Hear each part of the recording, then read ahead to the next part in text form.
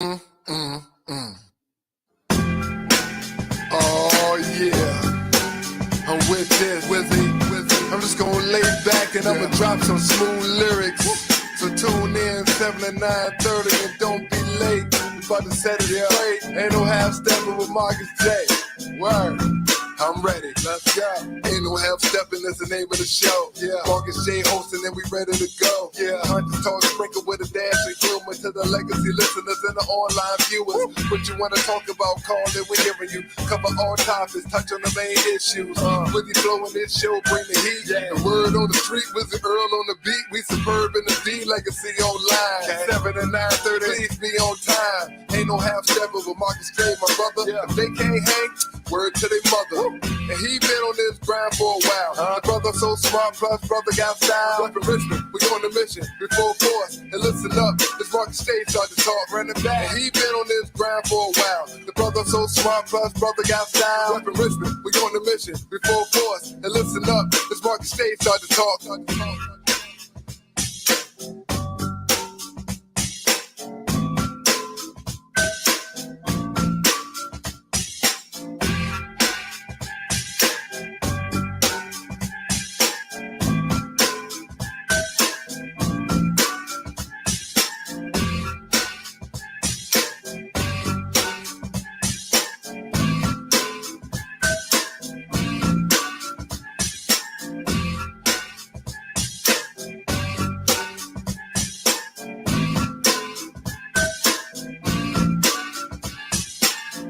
Steppin' is the name of the show. Yeah, Marcus J hosting and we ready to go. Yeah, Hunters talk sprinkle with a dash of humor to the legacy listeners and the online viewers. What you wanna talk about, call it, we hearing you. Cover all topics, touch on the main issues. With the flow in this show, bring the heat. The word on the street, Wizard Earl on the beat. We superb in the D, legacy online. 7 and 9:30, please be on time. Ain't no half stepping with Marcus J, my brother. If they can't hang, word to their mother. And he been on this grind for a while. The brother so smart, plus brother got style. Up in Richmond, we on the mission, before force. And listen up, this Marcus Stage start to talk.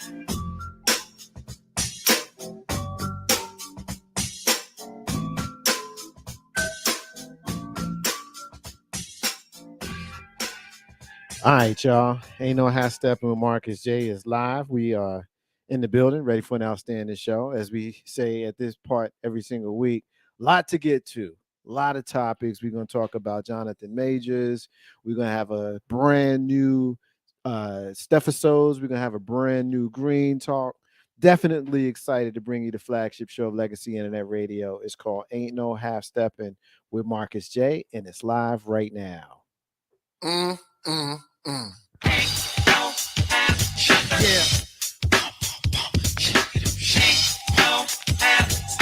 It's about that time. It's about that time to get. Yeah.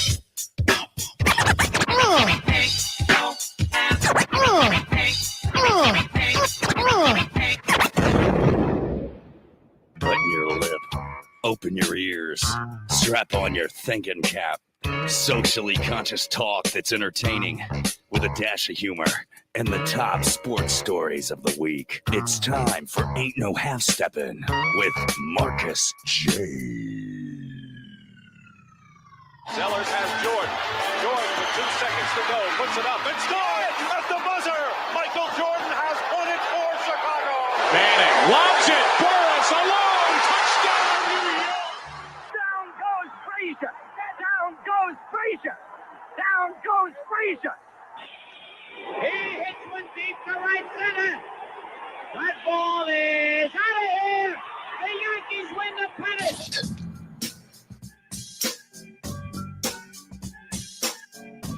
Ain't no hashtag when Marcus J is live from NewDen of Legacy Internet Radio. Thank you, everybody, for rocking with us tonight. We appreciate those folks that are checking us out on Facebook Live, those folks that are checking us out on YouTube Live, and those folks that are checking out our archives later on in the future. It's because you guys continue to rock with us. Of course, we roll with y'all. So we're at the stage where we introduce the usual suspects so that we are properly introduced and everybody knows who the players are. You hear the brother every single week sit across from me and next to our sister.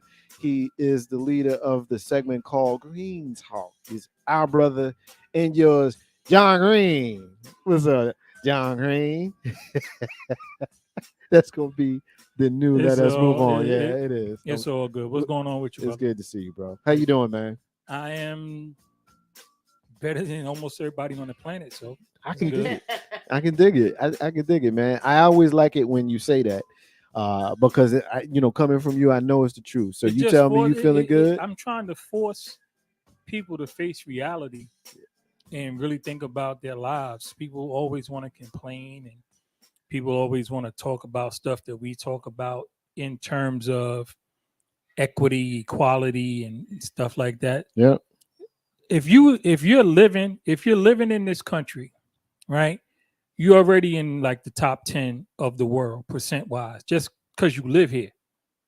If you live in here and you doing average, you're in like the top 8. If you above average, you're in the top 5. If you well above average, you them 1% that we complaining about. So, like I said, I'm better than most people on the planet, so I'm good. Yeah, I can dig it. Can't go bad. Ain't no half step. Marcus J live from NewDen, Legacy Internet Radio. We're excited because we get to hang out with our other co-host of the show. She is my right hand. That's why she sits on my right side. She is my sister and yours, Steffi. Yeah. Yeah. Hey, girl. Hey. Hey, fellas, always forward. There she go. There she go. Always forward. Always forward. How you doing today? You look. I may not be as good as John. I can't lie.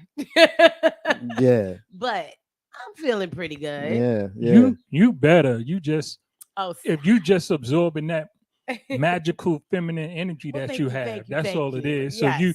So that requires you to have this overwhelming humility. Oh my But goodness. you better. Look, I love Boy. that. Thank you, John. Yeah. Boy, didn't want I thick do, tonight. you know ain't what? I do try to remain humble about how I perceive life and how I perceive daily experiences. I've had certainly had my ups and downs like anybody, but today's been a good day, it? as Ice Cube would say. Yeah. You know, We getting our first hit. I had the breakfast with no hog. Yeah.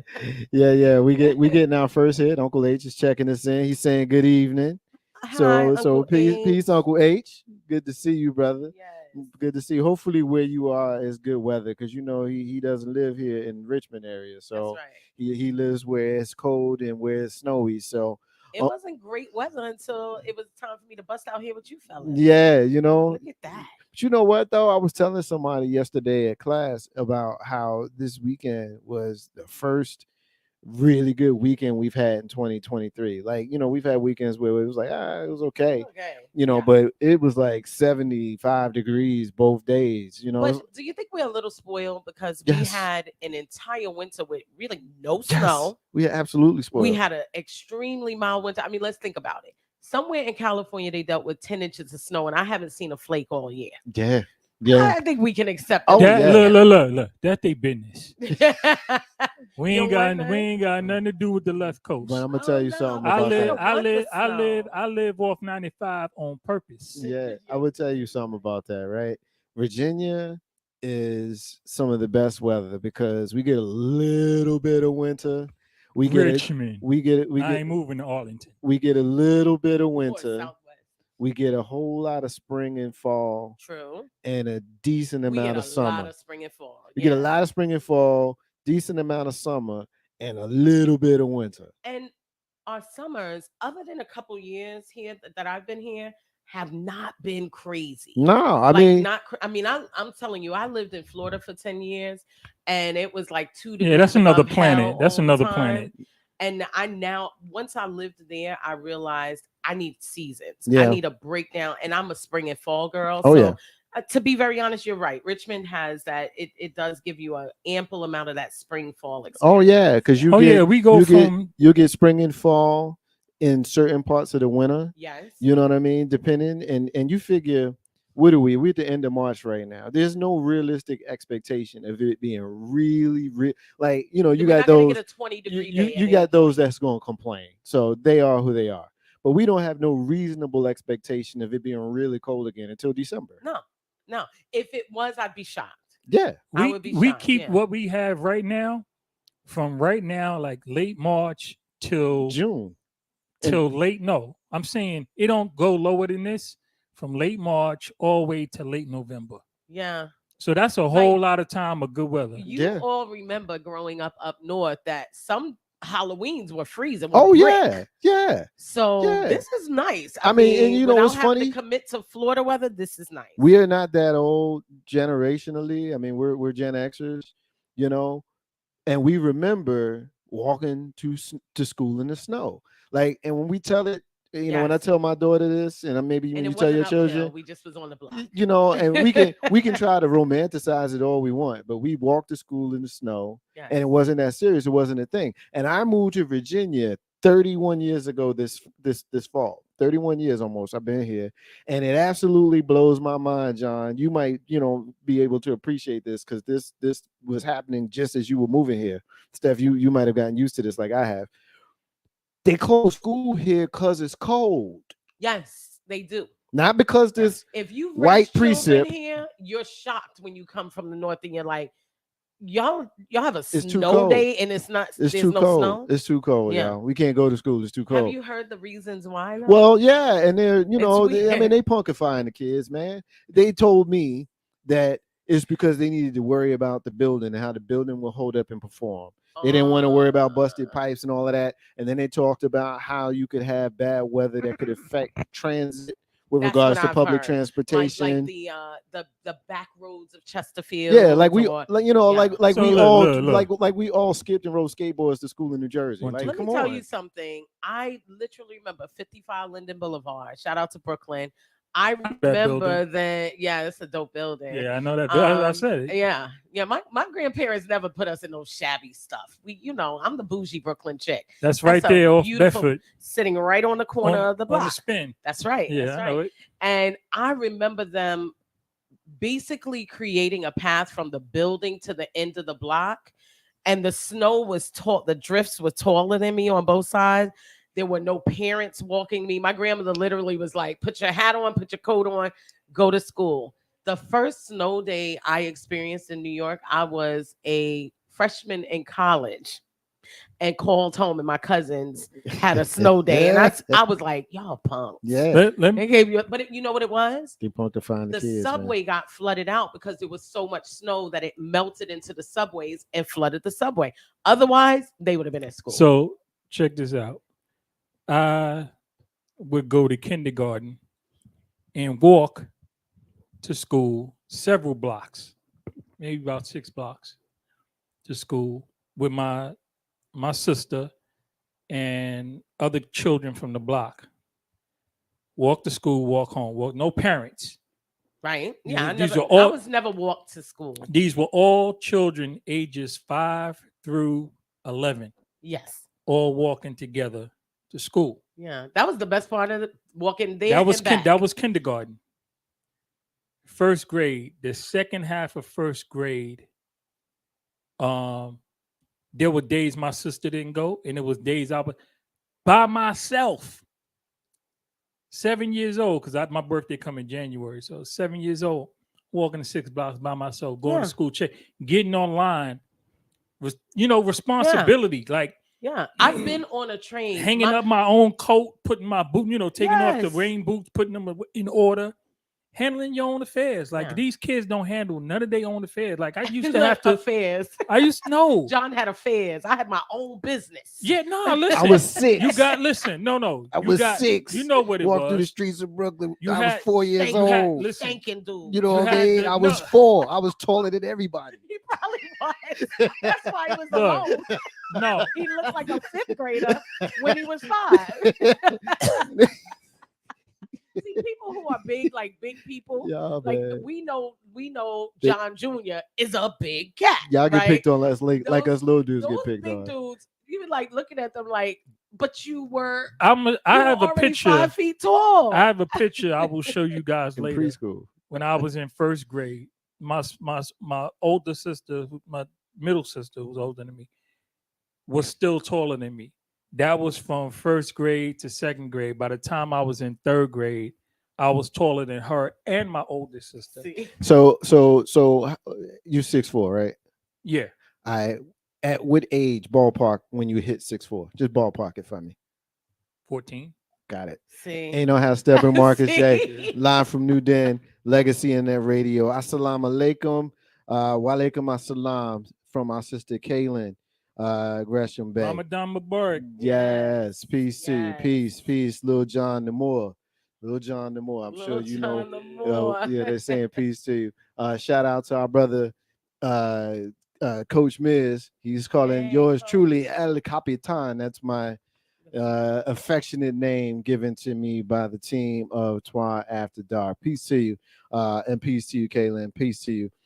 Thank you for rocking with us tonight. Ain't no half stepping with Marcus J live from NewDen Legacy Internet Radio. Y'all ready to get to some of tonight's topics? Let's do it. All right, let's start with Jonathan Majors. We're not gonna play with it. We're gonna come right out the gate with it. Man, you didn't even let it marinate. Yeah, no. If y'all missed that, if you tune in late, yeah, I you mean, might miss we some we, good we stuff. we got a lot that we're gonna talk about tonight. We just happen to be leading off of this. Like when you go to a concert with like John and Steph and Marcus all performing, you know what I mean? Like you're gonna get a rocked out concert, and it don't matter who come out first. You know what I mean? Or Whitney or Prince. Or That's Michael. like the New Edition concert now. I was gonna go there, but I like none of us us better. are Bobby walking off the stage tired. I ain't gonna lie though. When I went to go see I them, be feeling like that. the last time I did see New Edition, I was hot when we didn't see Bobby until he came out and the whole roof blew off the building. He the one that Bobby you came walked to see. off the stage He would at be. the last concert He was, because he was huffing. he was huffing and Yeah, puffing. he was but huffing. you know what? He was not my favorite. You know, every girl we had our favorite. Yeah. Ronnie was not my favorite, but shout out to Ronnie doing all the dance moves. Oh my God. Looking grown, moving. I mean, you got to give people credit when they get up there performing like that. He needed to because he can't sing. He He ain't no really half can't step in sing. Marcus J. Not a lick. Live from NewDen Legacy in that radio. All right, let's talk about Can't Jonathan stand it. Majors. He was charged with multiple counts of assault in New York City for apparently assault. There's rumors that the girlfriend in question has recanted. Apparently that has been reported as well. There's a whole lot to this. He had been charged and all of this stuff. So we got to talk about how people are talking about this case versus how we may talk about other cases. Joe Rogan, I don't remember there being the uproar. And let me just say this before I continue. It's never okay. And I don't even feel like I need to disclaim this because people who know me know. But, for me, it's all about how it's being reported and the fairness with how it's being reported. And it just seems that before all of the facts were out, this became the news of the day, especially with the rumors of her recanting. So we need to talk about this. Steph, let's go. You up first. What do you have? So, I am definitely going to focus on how people are speaking about it in a juxtaposition to how they're speaking about everything else. Thank you, John.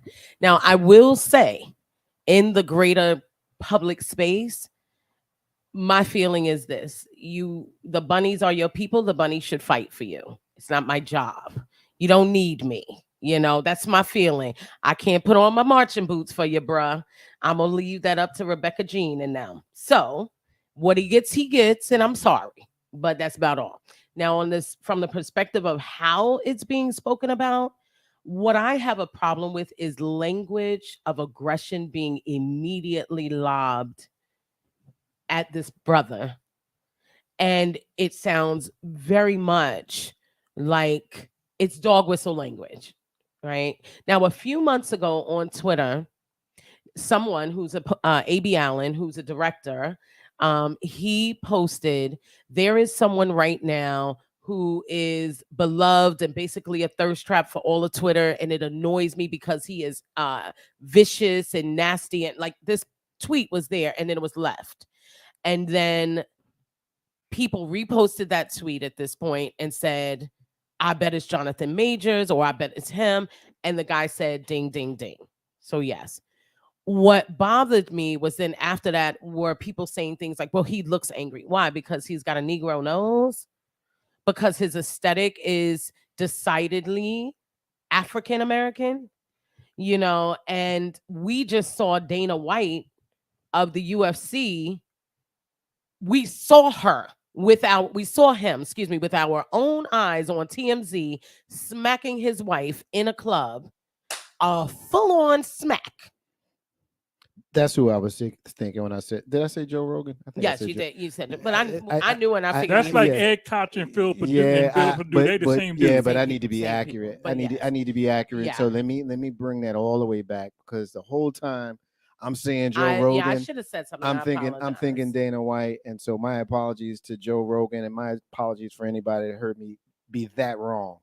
That's my recantation. So thank you. Yeah, no problem. So we saw Dana White put his hands on his wife. We saw him literally put his hands, open hands on the face of his wife, and nothing happened. He was allowed to do a non-apologetic apology, and they moved on. No one's trying to disrupt his money.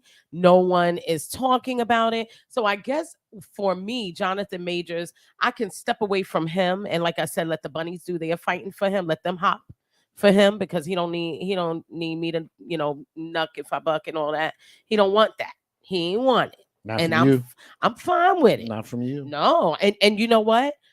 When I see brothers who took a knee to the neck from the PD, and I see on Twitter that they were talking about dark-skinned woman, enjoy your knee with a pavement sandwich. It's not about me. You said you don't want me to, you don't like dark-skinned women or brown women. So I got to let you have what you have and let the bunnies hop for you.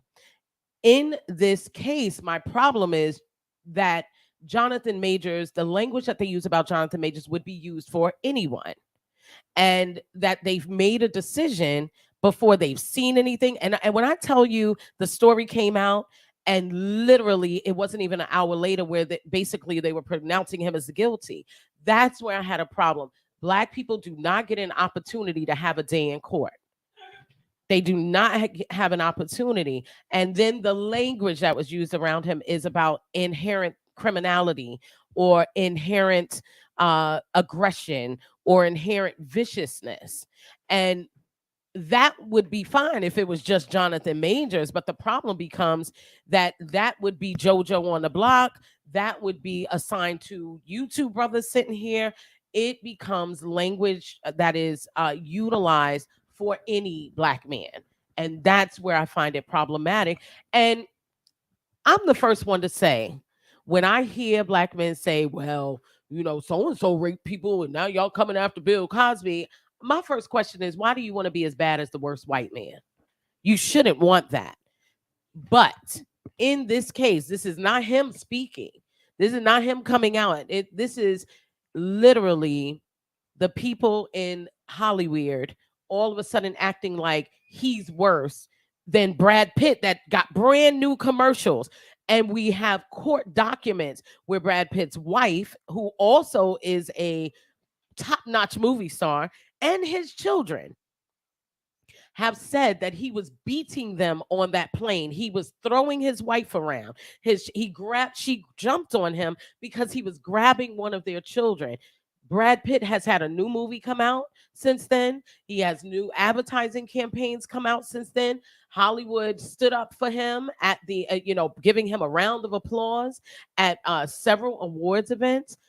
Where's the equanimity in that? And it just boils down to, listen, brothers, y'all better walk a straight line, because I don't care who you dating, Becky the Bunny or whoever, you're going to get the treatment that you get when the time comes. You know how stuff, Marcus Shea, live from NewDen Legacy and that radio. Shout out to our brother Aubrey back home in Jersey, saying you got to be the right complexion for the right connection or the protection. And Our brother Coach Miz says, "Oh Lord, not." He didn't say, "Oh Lord." I said, "Oh Lord." Not let the bunnies hop for you. He's laughing. Let them hop for you, baby. You know, hashtag Mark J. Live from New Dan Legacy and that radio. Our brother John has the con. What you got, bro? I'd like to start this out as I pay homage to one of my favorite people, Sheriff of Rockledge. Where the white women at? The worst. Terrible. Just terrible. Oh my God. Listen, I appreciate what Steph said. And this is my feeling towards most things now. And I've evolved, right? People always question evolution. Why is it still monkeys? Because it is. Anyway, why are black people still killing each other? Same difference. Anyway, I evolved. And the way I see it is now, yeah, it's not fair. But guess what? We know it ain't fair. Right. We know, right? It's the same thing as like when people talk about, with violence towards women. Well, women need to keep their hands to themselves. Shut your punk ass up, right? If you can't defend yourself well enough, right, to not be hurt as this woman is attacking you, you need to check yourself or not date the MMA fighter that's whooping your ass. So I have no sympathy for men who justify violence towards women because women feel like they can sometimes be violent towards men. No, it's not fair because it ain't equal, right? And that's just it. It's not equal. It ain't fair. Real simple. When Jonathan Majors got up that morning and went to wherever he went, I'm sure he looked in the mirror, right? He know what he look like. He know he black, right? If he didn't before, He if know you didn't now. know, now you know. Listen. Yes, sir. Jonathan Majors might be one of the most undeniably black men we have to look at. And he's blacker looking than darker complexioned individuals in the game. Simply by his features, his prominent, dominant, Yes. no mistaken, Olmec head looking self. Mm-hmm. Right? So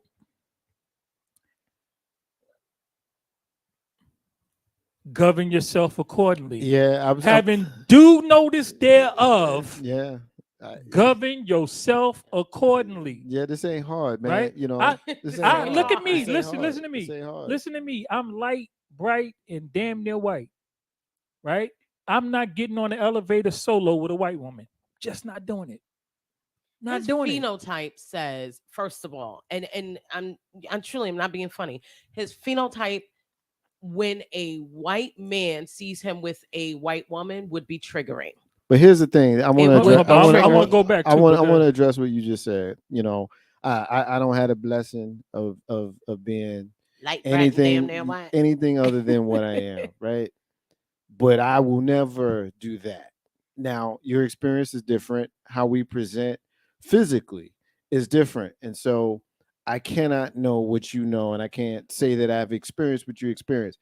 But I will tell you this: there's nothing in my experience that will cause me to not go where I need to go. Yeah, I'm getting on that because of who is there. Well, let me break it down for you. I'm getting on that elevator. So watch, all day. Watch every this. Let me break time. this down to you, right? Grip your purse if you want. Be scared. Do I don't care. Do either of you play lotto? No. I have. Okay. Not currently. I play lotto, right? When I play, I expect to win. I don't expect to lose every single time I play. That's why I don't play. I expect to have a winning ticket, right? The odds are much greater of that white woman lying on me and me going to jail and getting beat up by the police behind her lie than me hitting lotto. You got to be in it to win it, right? I don't take chances. I don't put myself in situations where the odds. I just think that's so sad. That's so sad. I can't live welcome. that way. I'm just not going to live that way. Welcome that's to the fear. USA. That's fear. Well, no, it's not fear. It's absolutely fear. Nah, I'm not scared of shit. I know you're not. It ain't about fear. That's why I want you to it clean is? that up. You know that's what it fear. is? You know what it is?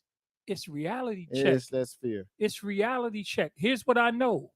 I know, just I'm like afraid listen, she might lie on me. there is a camera in the cab that shows that the man didn't put his hands on her. Well, There's wait. a camera. They said that we haven't seen it yet.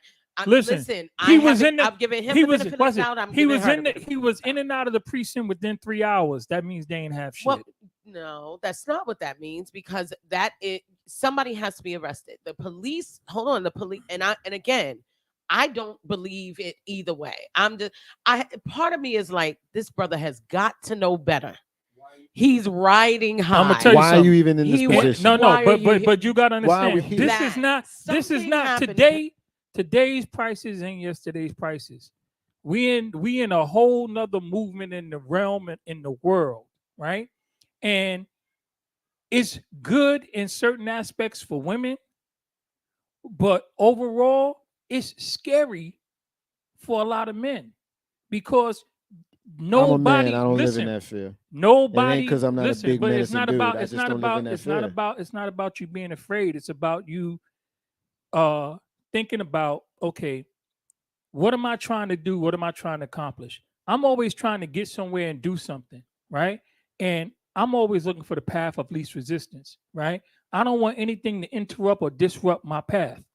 When our elevator door opens and it's one white woman in there by herself, the 15 seconds to wait for the other elevator is worth it for me, rather than rolling the dice on her being a decent person. I respect that. I'm right? not going to debate that. I respect that. It's almost like that. It's almost like that with women in general, because it don't take anything, right? This thing just happened with Michael Irvin, right? It don't take nothing. Video? It don't take. I did not. Did you see the video? I saw the video. I saw the video from 3 angles, and I saw the man who was sitting 4 feet away give a statement that none of the conversation was at all confrontational or whatever. And the words that she said, he didn't say, not even within those contexts. So he again, wasn't. So the video made him look innocent, is what you're saying. Well, you can in the video, the angle that I saw did not project him in the best light. But as John said,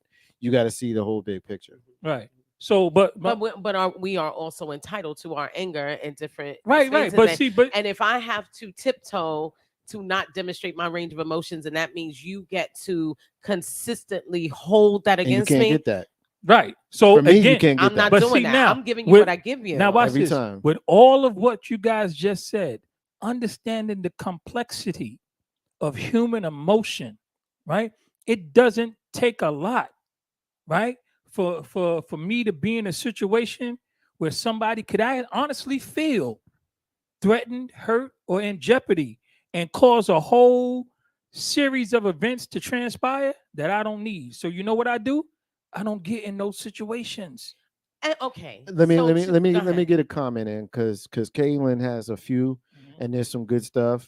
I just want to read a few of them. We are the only race that mingle with other class of people with respect and allow them to come amongst us with no problem. To that, you say what, Steph? You reacted very, very audibly. I mean, it's all somebody has to do is snap their fingers on beat, and we invite them to the cookout. So yes, we make ourselves too accessible.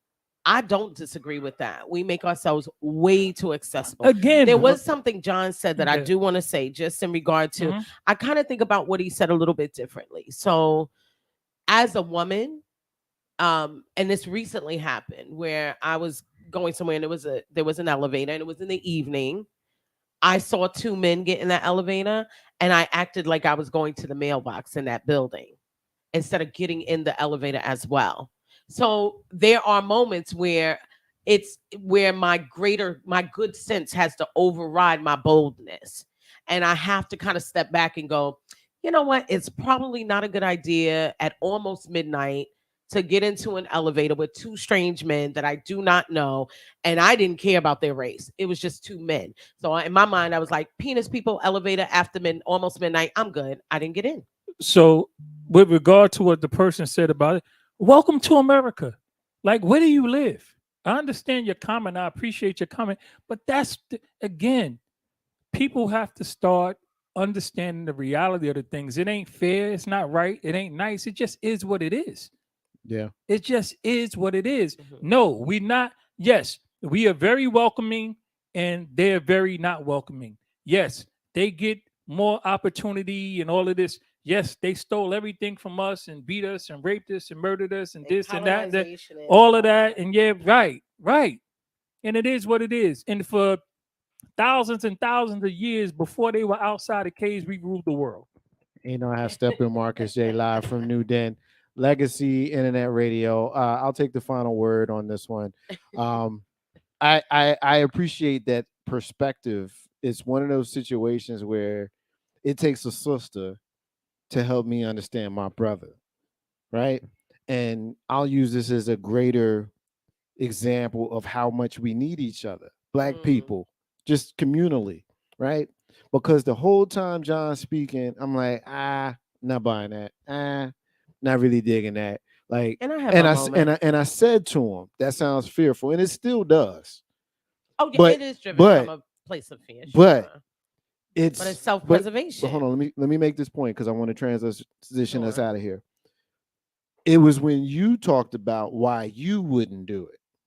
You wouldn't go into an elevator with people who are of a different demographic, whether it be gender, culture, regardless. The demographic is different, and the scales of fairness, for lack of a better phrase, may not fall on your scale, on your side, if something were to happen. So that's essentially the same thing John is saying, but he's saying it from a different perspective. And it took me understanding you for me to understand him. And that's an example of how we rely on each other in Yeah. our cultures, in our communities. This point that I'm making is so much bigger than anything that we talking about here. And it's a big part of the reason why I need y'all to keep me honest, and I appreciate it. Ain't no half stepping with Marcus J live from NewDen Legacy and the radio. As far as Jonathan Majors is concerned, the only thing that I'll say about that is again apologizing for confusing Dana White with Joe Rogan. It's a pretty embarrassing moment for me, but you know the reality of it is, you know, there are a lot of times where these things happen and we don't hear about it real time, but we hear about it real time because he's in two major movies right now, you know, that came out around about the same time with Ant-Man and Creed 3. You know, he's on his way towards stardom. And we saw, you know, different situations, obviously, but we saw what allegations like this did to the career of Nate Parker. And, you know, and That's what I was trying to think of. we not gonna see him no more. And, you know, I really hope, because I don't know the situations of Nate Parker or the Jonathan Majors inside and out like maybe someone else might. But if they are truly innocent men, then my hope is that that ultimately comes to light, and what to be or what shall be for them will be untainted by the dark mask of allegation. And you know how Steph Marcus J live from NewDen Legacy and that radio. All right, this is the first time I'm gonna say it, y'all. First time I'm gonna say it, John. Can I say my thing? Can I say my thing, John? I'm good. Let us move on. We're gonna move to Green Talk. And we got a few things that we're going to talk about in Green Talk, and I will not talk over it. This is where John will jump in and introduce it. Before we do that, shout out to the brother Ernest Porter, Legacy in that radio guest, friend, contributor. He is saying, I always appreciate all of you. So thank you, brother. Thank you. Ain't no how Steph Mark J live from NewDen Legacy in that radio. All right, so John, talk to us. Green Talk.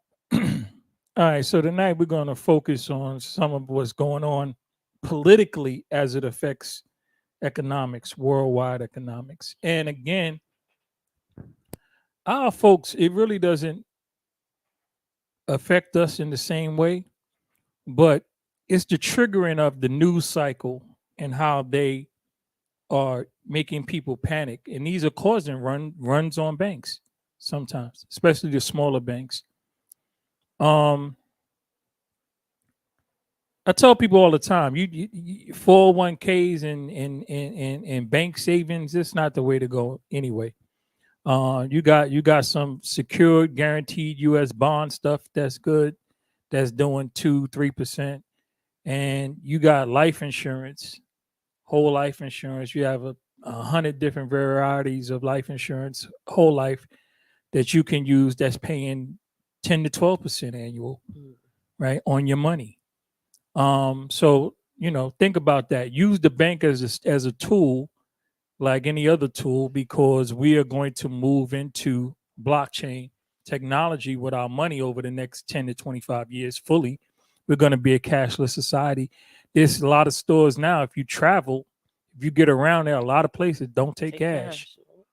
Right? They take your iPhone, your Cash App. They'll take whatever you got, but they not gonna take no cash. Every yoga studio that I go to would prefer non-digital, would prefer digital payment, digital donations, and if you have to have cash, don't expect any change. Right.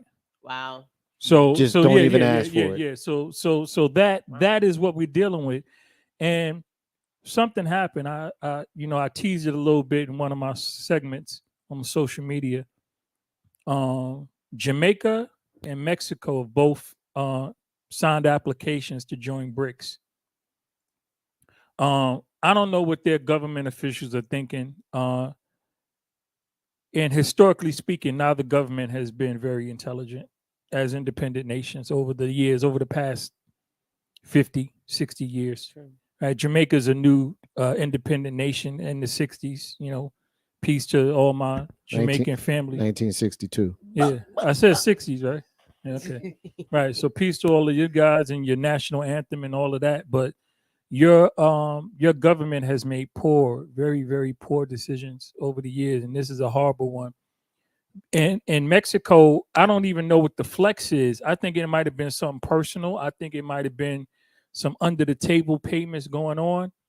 But there's about 500,000 manufacturing jobs that are in China, in mainland China currently, that are solely those of U.S. products that are currently being moved, not physically, but in an administrative way.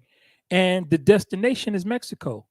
So if they don't want them 500,000 manufacturing jobs, there's a couple of other Caribbean islands and a couple of South American countries that will take it. But we're taking it out of China, right? And Taiwan is full.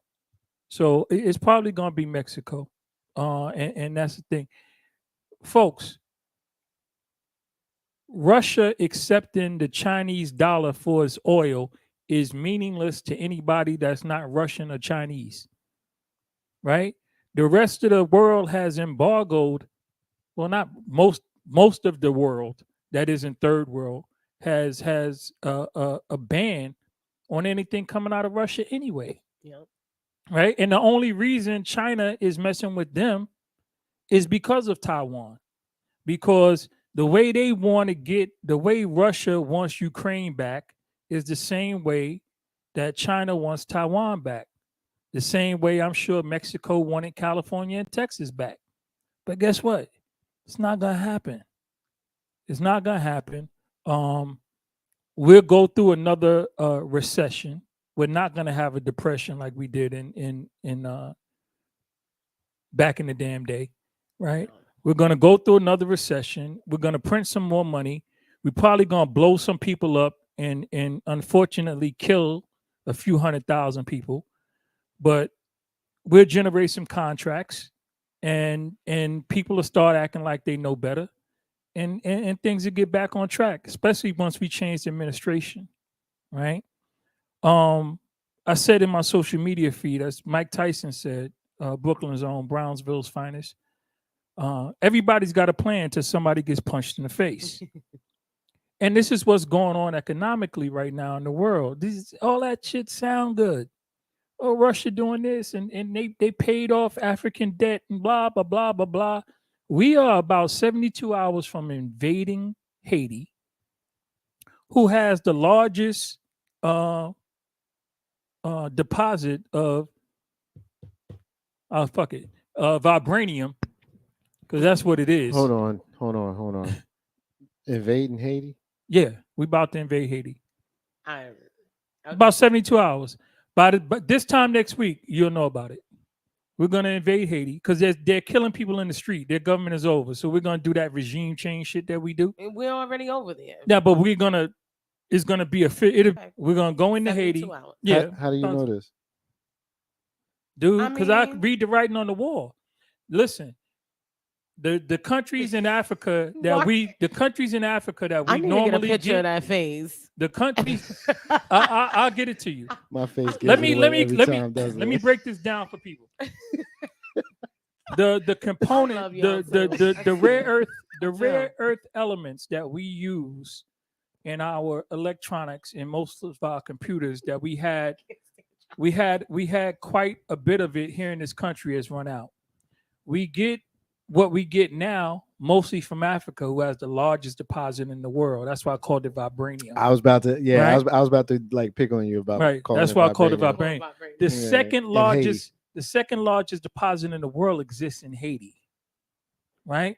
Haiti has been paying France because France was mad that Haiti kicked their ass in freeing the slaves in the 1800s. They've been paying them ever since. And this is why- Louisiana Purchase. yeah, this is why Haiti's a poor nation, because they got to pay France. The countries in Africa who also were paying France, Russia picked up the debt and paid it for this year so that they can get a hold, so that China and Russia can get a hold of their vibranium, their rare earth elements, right? We're not going to let I'm that gonna need happen you to in stop Haiti. calling it vibranium. No, you confusing people because you sound like you mixing Marvel with Well, listen, real here shit go, look, when you here calling goes, it look, that. here goes the reality. Like, so make it plain. Okay, let's make it rare earth Yeah, elements. make it plain. Rare earth elements. Because I'm looking at you with the face like, what you talk about? Man? Rare earth elements. But see, listen, I'm talking to my people. I'm know my audience. Yeah, but I'm your audience too, and I'm Not giving really, you the face. not really. I kind of should be though. Okay, so but you're not. like, sort of by unfortunately, proxy. rare, I rare, should be. rare, Like- rare earth elements that are used in electronics, mainly computers, right? We're going into Haiti. We're going to restructure that place, right? Jamaica, I don't know what y'all doing. Y'all need to just stop. And even the African nations, that debt is paid off, right? But y'all accepted the money from China and Russia. The rest of the world is not accepting the money. So they're going to try to pay France with that, and they can't pay France. They got to pay with American dollars. A song at the end there. They Yeah. got to pay with Dun, American. dun. They got to pay with American dollars. Otherwise, the debt is still owed. Connect this to how it affects any of us.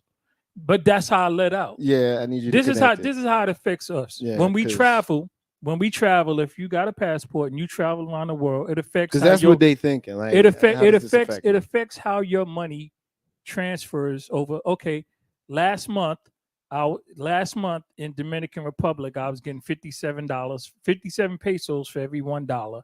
Okay. Today is 54 pesos. Okay. So And that's what it comes down to. Okay. Right. So when you travel, that's how the economically inflation is tied to the same kind of thing.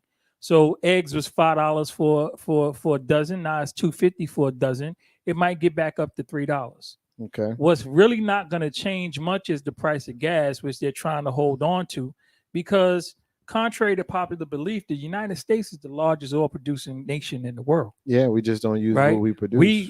The reason we don't is because we want to sell it, because we sell ours for a higher price than what we buy others for. Yep. So we control the market. This is why Saudi Arabia, right, and the United Arab Emirates joining BRICS is an issue for us. And they got mad because this is little what's that, Qatar, whatever. We pulled our forces out of there for what, Qatar. We pulled our forces out of there, and they got mad and all that. Yeah. A whole bunch of stuff going on. I agree with that piece on the oil Right. that we make versus the world. But at the end of the day, what it comes down to is until our 10 next down the line nations could put their military together in equal hours, Until that can happen, we good, right? So just be careful about your money. When you're on Home Shopping Network, buy some of them coins, some of them gold and silver coins, because they'll be worth something. Buy some of those. Get your money out your 401k because it's tanking. I know people that's lost 5 figures in the last 5 years in their 401ks. Transfer it over to a Rothschild IRA. Then you could take it and use it to buy a life insurance policy outright, or for the most part, buy into a life insurance policy where you can borrow against your death benefit and where you will be making 10 to 12% annual, right? You're going to beat the street. That's what they say. Wall Street is 8 to 10%. Whole life insurance is 10 to 12%. And sometimes it's better than that. You just can't beat it. And it's insured. And when you borrow money against your benefit, it never affects your principal. So if you got $100,000 in a life insurance policy gaining 10% interest annual, that's $10,000. If you borrow $90,000 from your policy, you still going to get your $10,000 because it doesn't come from your money. It comes from your death benefit that what gets paid when you die. Whole life, yeah. Right? Yep. So that's the trick. That's what we need to deal with. And for my community, for the people who might be listening and who identify, understand, you got to become more budget conscious, especially in these times. People are suffering because you live outside of your means. I'm going to give away a little knowledge and move to the next subject right now. Budgeting is key, right? If you take your net monthly, right? Whatever you bring home in a month, right? From that, you should be able to do a few things. First thing is save and or invest 10% of your gross, not what you bring home, but what you get paid. Take 10% out, right? So if you, easy numbers, if you gross in 5,000 and you net in 3,500, out of that 3,500, take out 500, that goes to your savings and investment, right? Whatever number is left, divide that number by 4, or at worst case, divide it by 3. Whatever that number is after you divide it by 3, that should be your maximum bill, which is your living expense, your rent or your mortgage, right? Every other bill you have combined should not be greater than that one bill. So if you got 3,000 left over, 3,500, so 1,000 is your mortgage or rent. If you take your car payment, your cell phone, your cable, everything but basic necessities, which is food and clothing and stuff like that, food and laundry and whatever. If you take all the other bills and add them up, they should not be more than that same $1,000. Because what that's going to do is that's going to leave you with another 1,000 that's discretionary, which allows you to experience life as opposed to surviving through it, getting an ulcer, driving yourself crazy, men beating their women and women over shopping because they mad at their man and whatever else is going on in people's lives. All of this comes back down to money because y'all spending wrong because you think because you got it, you can afford it. Mm-hmm. Just because you got it don't mean you can afford it. You can afford something when your discretion, when you have it times 10 in discretionary. So if something is $100, you can afford that when you got 1,000. That's discretionary. Otherwise, you can't afford it. Now, on to the next part. We're dealing with this weather. We had tornadoes in the South and more rain about to come to California. And everybody's talking about the last days and there's 5 planets lining up in the sky tonight and so on and so forth. And last week.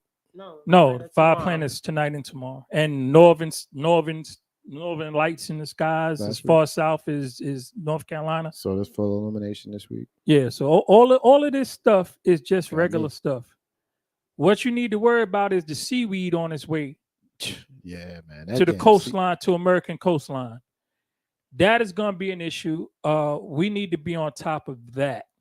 That is much more of an issue than these strange weather patterns that are affecting us because the earth is going through a change. We've changed ages. We've gone through a cycle and we're now in age of Aquarius. Things are different and the world is replenishing itself. It's getting healthy. We got to an island of plastic the size of Texas in the Pacific, and we got a line of seaweed coming towards America. That's the size of America that's going to engulf the entire coast. We got to get a way to deal with that. Those are important issues. If you are, especially if you're in Florida, parts of Georgia, and any of the Gulf Coast portion of America, this is something you really, really, really need to get your head around. Become informed on the issue of what it is. Don't go grabbing it thinking it's sea moss that you're going to take it and be better. No, that ain't how this works. It's very toxic, and if it's left unattended, it emits fumes that smells like rotten eggs that can cause brain cancer and all other kind of stuff. It's very, very, very, very bad.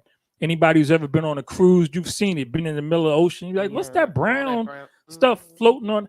That's the seaweed, right? It's already touching shores in Florida today. It's already cleanup is on the way. So speak to your government officials, especially if you are within 2 miles of the coast, because this could really affect you, right? Speak with your local officials, find out what your area is doing about it. That's the most important subject for you as far as what's going on in your world. I'm here. If anybody got questions, you could always hit me. And last thing I'm closing with, people in Virginia, get your solar panels on your home if you own your home. They doing it for free now. And what's the people name? The electric people? Dominion got to buy whatever you don't use back from you. VEPCO, we used to call it. Right. So Dominion got to buy back whatever it is you don't use. Get them solar panels on your roof. We're probably gonna have a very stormy summer, and every time it rains hard in Richmond, the power goes out for a day or two. So get you some solar panels and get you a backup generator so you don't have to deal with it. I done threw away a lot of food behind that. And that's Green Talk for this day. My brother, ain't no hashtag Marcus J live from NewDen Legacy in that radio. All right, so let me co-sign a little bit of what you said about the planetary alignment. We were both right, because I knew I saw this last week. It started on the 25th, which was a couple of days ago, and it lasts through the 30th. So I knew I saw it last week, and when I said last week, I knew it was something. So it started Saturday, it goes through Thursday. And what you'll see in alignment is the planets Jupiter, Mercury, Venus, Uranus, and Mars in a line, which is crazy because it's supposed to be, let me see, is it vertical or is it, I'm looking online, y'all. It's an alignment, and I'll come back to it. I can't find it, but you should be able to. Oh, here it is. So you'll see the moon. Just under the moon, you'll see Mars. And then below that, you'll see Uranus looking small because it's so far. Venus looking really bright. And then below that, you'll see Jupiter and Mercury. So, and it's supposed to be just as the sun sets. So we're a little late now as we approach the 8 o'clock hour on the East Coast. It would have been probably about an hour ago when the sun was beginning to set. So ain't no hashtag Marcus J live from NewDen Legacy in the radio. John, thank you for Green Talk. You always bring it and you give us something to think about. And the seaweed stuff, I did see a news story about that and how toxic it is and how it'll make you sick and all of the things. And during the time of the year when those of us who are looking to get away from our inner cities to the coast, to the water, to the beaches, these are things that we may not be mindful of, but you put it in our ear and you give us something to think about, something to look forward to. We appreciate you for doing that. Ain't no Steppin with Marcus J live from NewDen Legacy Internet Radio. As we shift to our next topic, our next segment, we're going to talk about Stephisodes. So we're going to move into Stephisodes. And Steph will lead us in that segment here. And the con is yours, my sister. So let us move forward and we'll talk about that. What you got? So first of all, I'm going to shameless plug. I am open for new coaching clients. I am certified as a life, career, growth, confidence, and entrepreneur coach. I'm what you call certified master coach. and I am working with small business entrepreneurs currently that want to actually move their businesses forward and understand the dynamics of sales and the psychology behind it, and also how to run a business that has emotional, mental, and financial balance. So StephanieBryant.com if you want to reach me. Connect at StephanieBryant.com is the email address.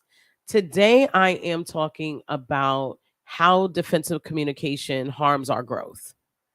And, you know, it's hard for me to step away from talking about these types of topics and subjects without centering the community that I come from, and the community that I feel needs the greatest amount of growth, because I care about that community more than any other.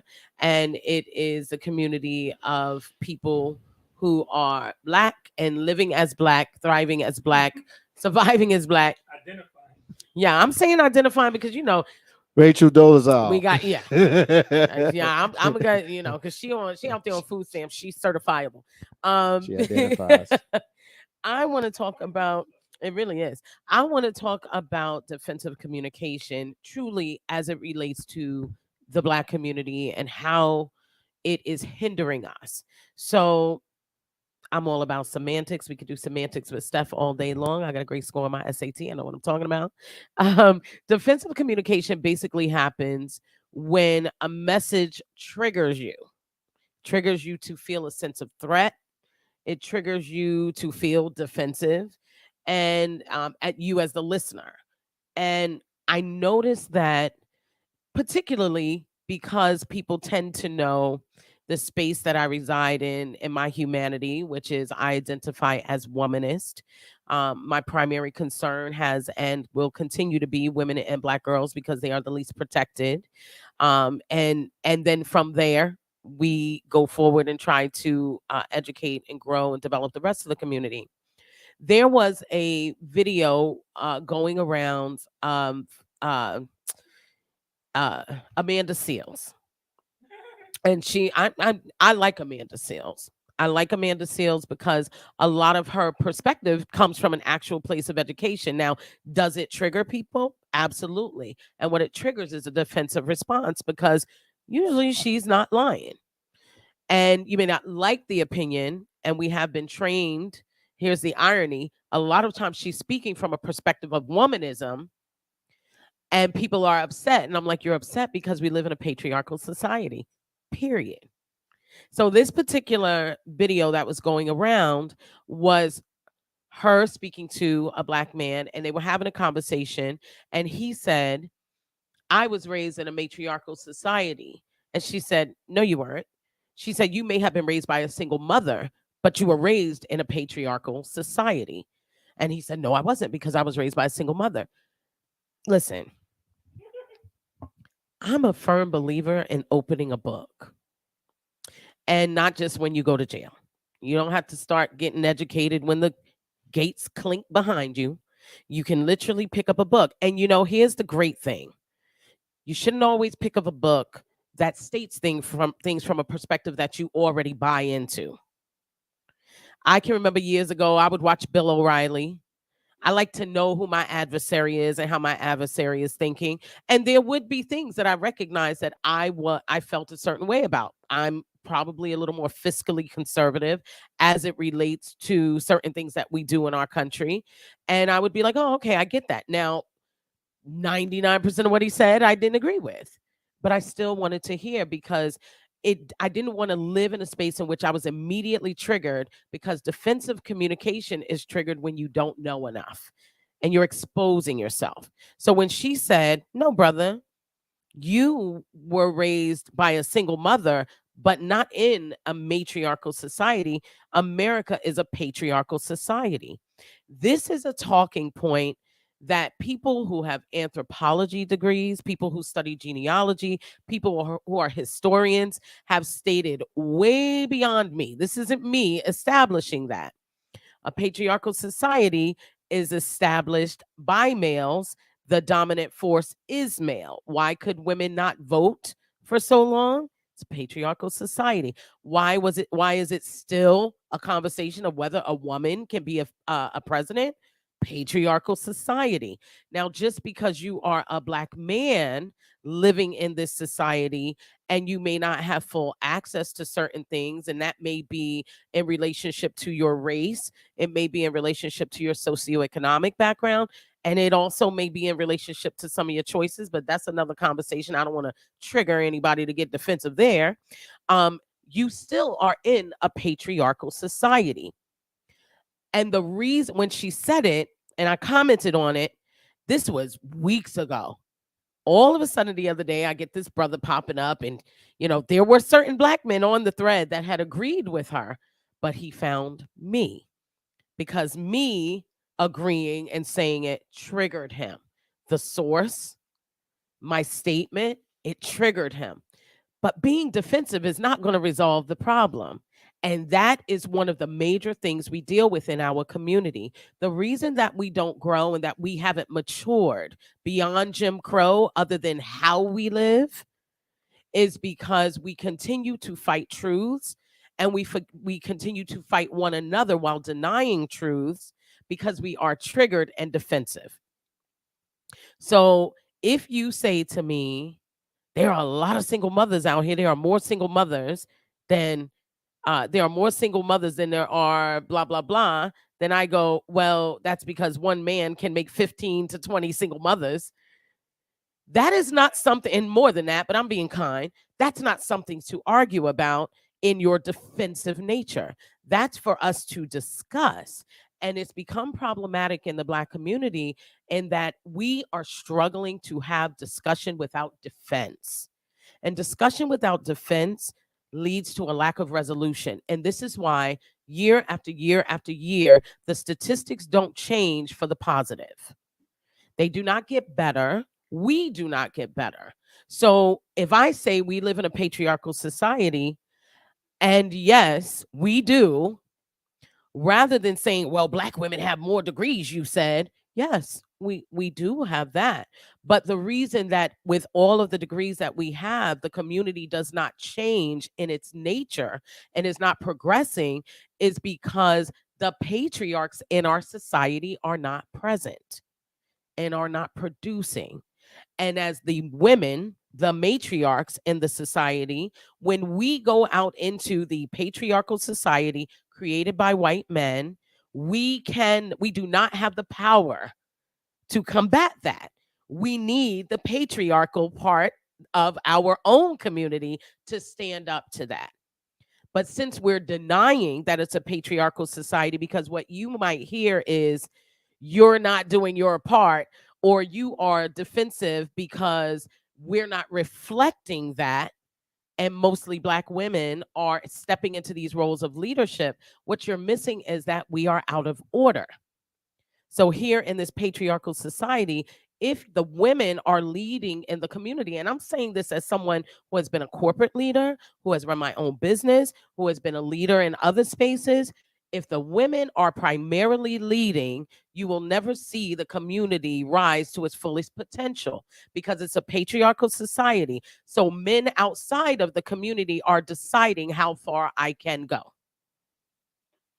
But if you step up and it's a man to man, that's why you hear men sometimes say, baby, let me handle this man to man, because he knows that that man will hear him in a different tone and receive it in a different way than he would from a woman. Ignoring that does not make us better. Becoming defensive about it doesn't make it better. And I flip the script. I have been told, when I got divorced and I was a mom that was raising my children, and a lot of people who didn't know me prior, I met a lot of new people post-divorce. They didn't know my ex-husband, and they would be like, oh, happy Father's Day. Don't you happy Father's Day me. I'm not the Virgin Mary. My children have a father, and he does a phenomenal job, and he's an awesome dude. And shout out to his new wife if I want him back. Let me stop. But I say that to say he's a good dude. Why are you erasing him? And I also say that to say to the sisters that would get defensive and triggered by it, I cannot do the work of the father. And if I could, and if you could, and if our communities could, they would look different. We are all necessary. There are necessary parts of the communal structure. And we are not getting to the crux of the matter. We're not getting to resolution because none of us want to be accountable for the part that we play. And we begin to go into a defensive stance. There were things that Kevin Samuel said where I was like, don't like the messenger, terrible way of delivery, but I get it. I do not want my 26-year-old son that I have sent out in the world to be educated, who has been a military service member, who is working on his own education, who doesn't have children, to come home with a woman with 6 kids, with 5 baby daddies. Sorry. Doesn't mean you don't have value. You just don't have the value that I have raised this young man to want, because I don't want him to deal with those problems. I don't want him to deal with those problems. Now, if you are defensively triggered by that, you must acknowledge that that's your defensive trigger. It doesn't mean that it's not a truth. There are many women who will sit back and say, I wish I had done things differently. But just because a man comes along and says, you know what, I have $1 million, I've worked hard, I've gotten an education, I've done all these things. A woman with 7 kids by 5 men is not the woman I want. We clearly have traveled different paths. That's fair. That's not dismissive. That is fair. But again, we are a community that has sunk to the space of where the standard is the floor. The bar is on the floor. We are barely stepping over the standard. We have to understand that in order to resolve our problems, we have to begin to acknowledge what they are in the first place without being so angry. Now, on the same token, if you want somebody to receive your communication from a less defensive stance, be educated enough to know how to present your argument in a way that doesn't cause argument. And many of us do not have that skill set. So if you are a brother walking around looking a certain way and everybody is a bitch and a hoe and a this and a that, I don't need your opinion on me, Sierra, or anybody else. I just don't need it. You're not relevant. Your opinion's valued is 6 feet under. It has no measure to me. So I just challenge you today, because we all are having these conversations on a regular basis. That's why you see it on social media. It's not because the conversations aren't happening. We're having them at our kitchen table. We're having them in the den. We're having them in our personal lives. Come from a place of where you're looking for resolution. If before you even start the conversation, this is my word of advice. You look at that person, whether it's your partner, your friend, whoever they are, and you say, Marcus, I want to have a conversation. I'm looking to resolve something with you. And in order to resolve it, I want you to understand that everything I'm saying is not in the sense of attack. It is in the sense of us thriving. And if you can't preface it that way and then also proceed with the conversation without using attack words, you this, you that, you this, you that. And if you know you're a person that can't hear the words of accountability without accepting it, then you're having the conversation with the wrong people. Our community is going to continue to devolve if we don't get past the defensive nature that is stopping us from growing. And we are not going to get it anywhere else. It is not going to come from the white community. So you can stop talking about them. They're having these conversations. They're talking about these things. They're not perfect, but they are talking about these things. We are not talking about them because they are bringing us to a space of where we feel fear and condemnation.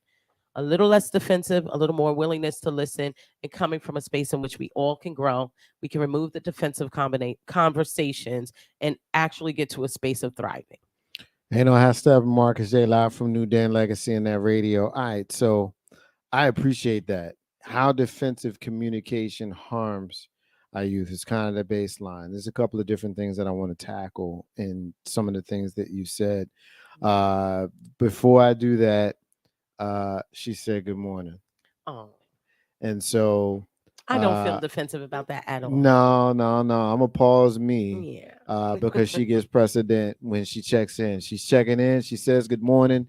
So Steph B, John Green, and yours truly are gonna look into the camera and greet you, girl. And we're gonna say good morning, Sue. Yeah, High Step Marcus J live from NewDen Legacy and Radio. All right.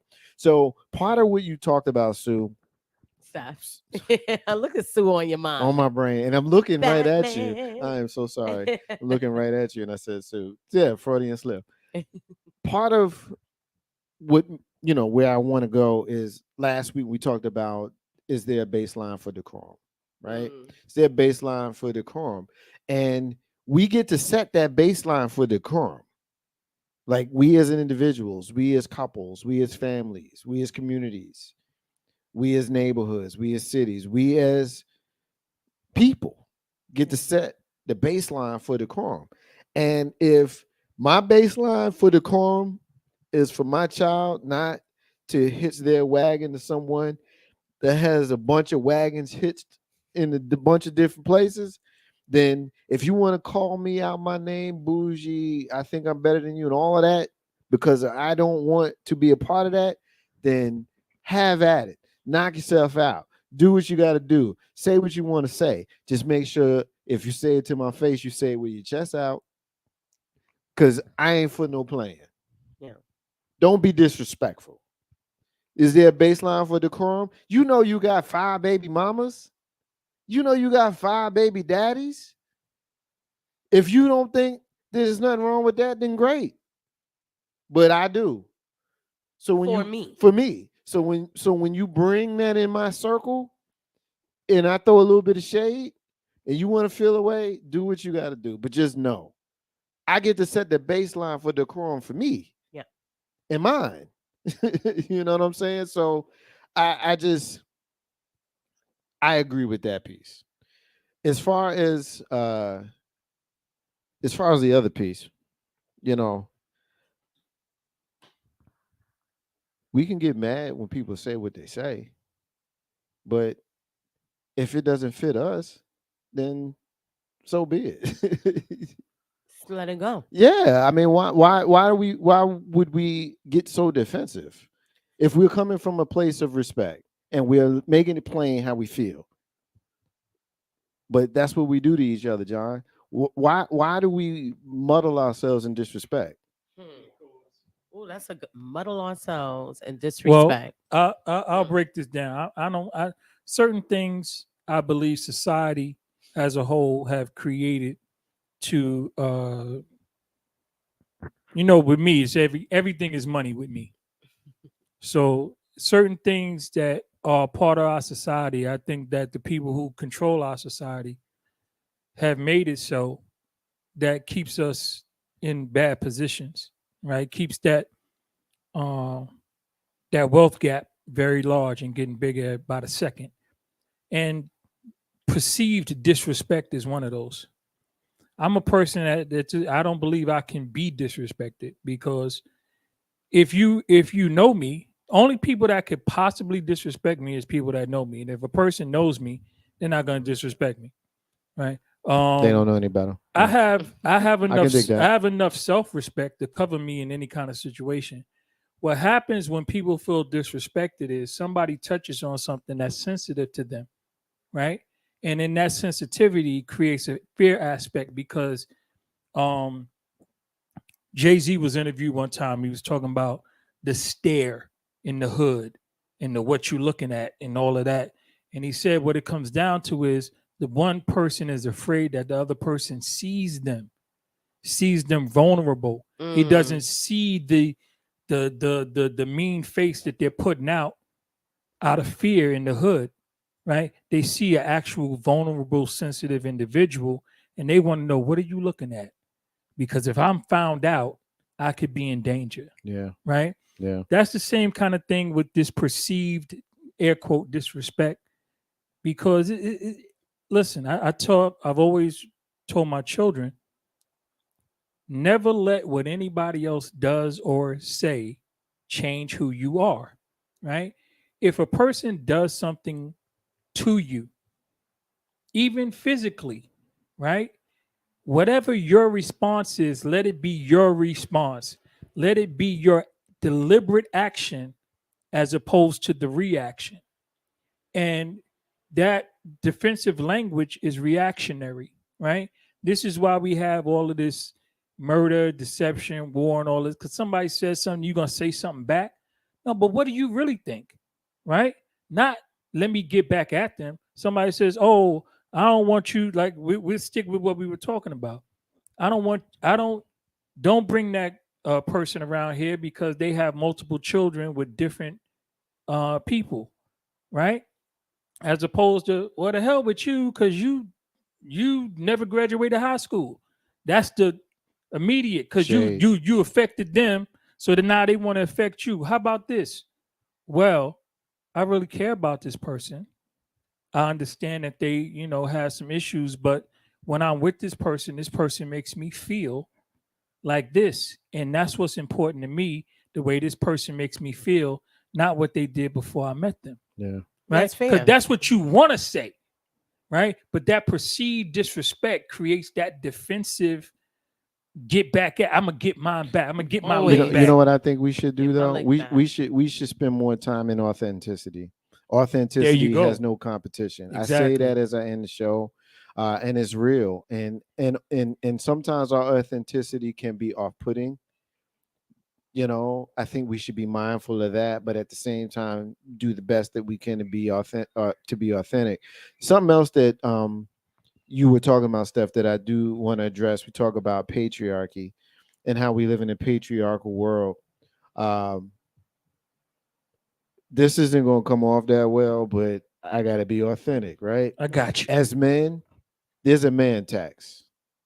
We have to pay a man tax, or we should pay a man tax for the patriarchy, because we live in a patriarchal world. And those of us who act like that ain't what it is are being disingenuous. Yeah. And I have a difficult time with those type of dudes who spend more time complaining about women than owning and checking their own shit. Like, women got shit to complain about us just as much as we got shit to complain about them. Like, we can do that. We can do the tit for tat. We can do the Sure. back and forth. We can do that, right? But if we legitimately live in a patriarchy, which we all know we do, in an honest moment with ourselves, we all know that we do, then be a fucking leader. It's a man's world. Just be a leader. Be a leader. But it wouldn't be nothing. But it would be nothing without a woman or a girl, right? They know and we know that it's patriarchal. But if we just don't have toxic masculinity, if we lead and we're respectful of our women and be in a position where we promote them as just as strong as we are in their own manner. Because see, here's the thing, right? If you want to be the man is the man, is the man, is the man, is the man, is the man. You want to be that dude, there's plenty of shit you can't do. That's what you got women for. Right? If you want to be that guy. But if you want to be an evolved man, then you'll also understand that there are plenty of things that you'd rather not do that are in her wheelhouse. But at the end of the day, we still dealing with patriarchy. Yes. No matter how you look at the way I tried to lay that out, we're still dealing with patriarchy. And there's a man tax. Man tax, dudes, I'm going to speak your language for a second. I'm going to speak our language. Oh, man, she always, the shit we do. We complain to our brothers about ladies, right?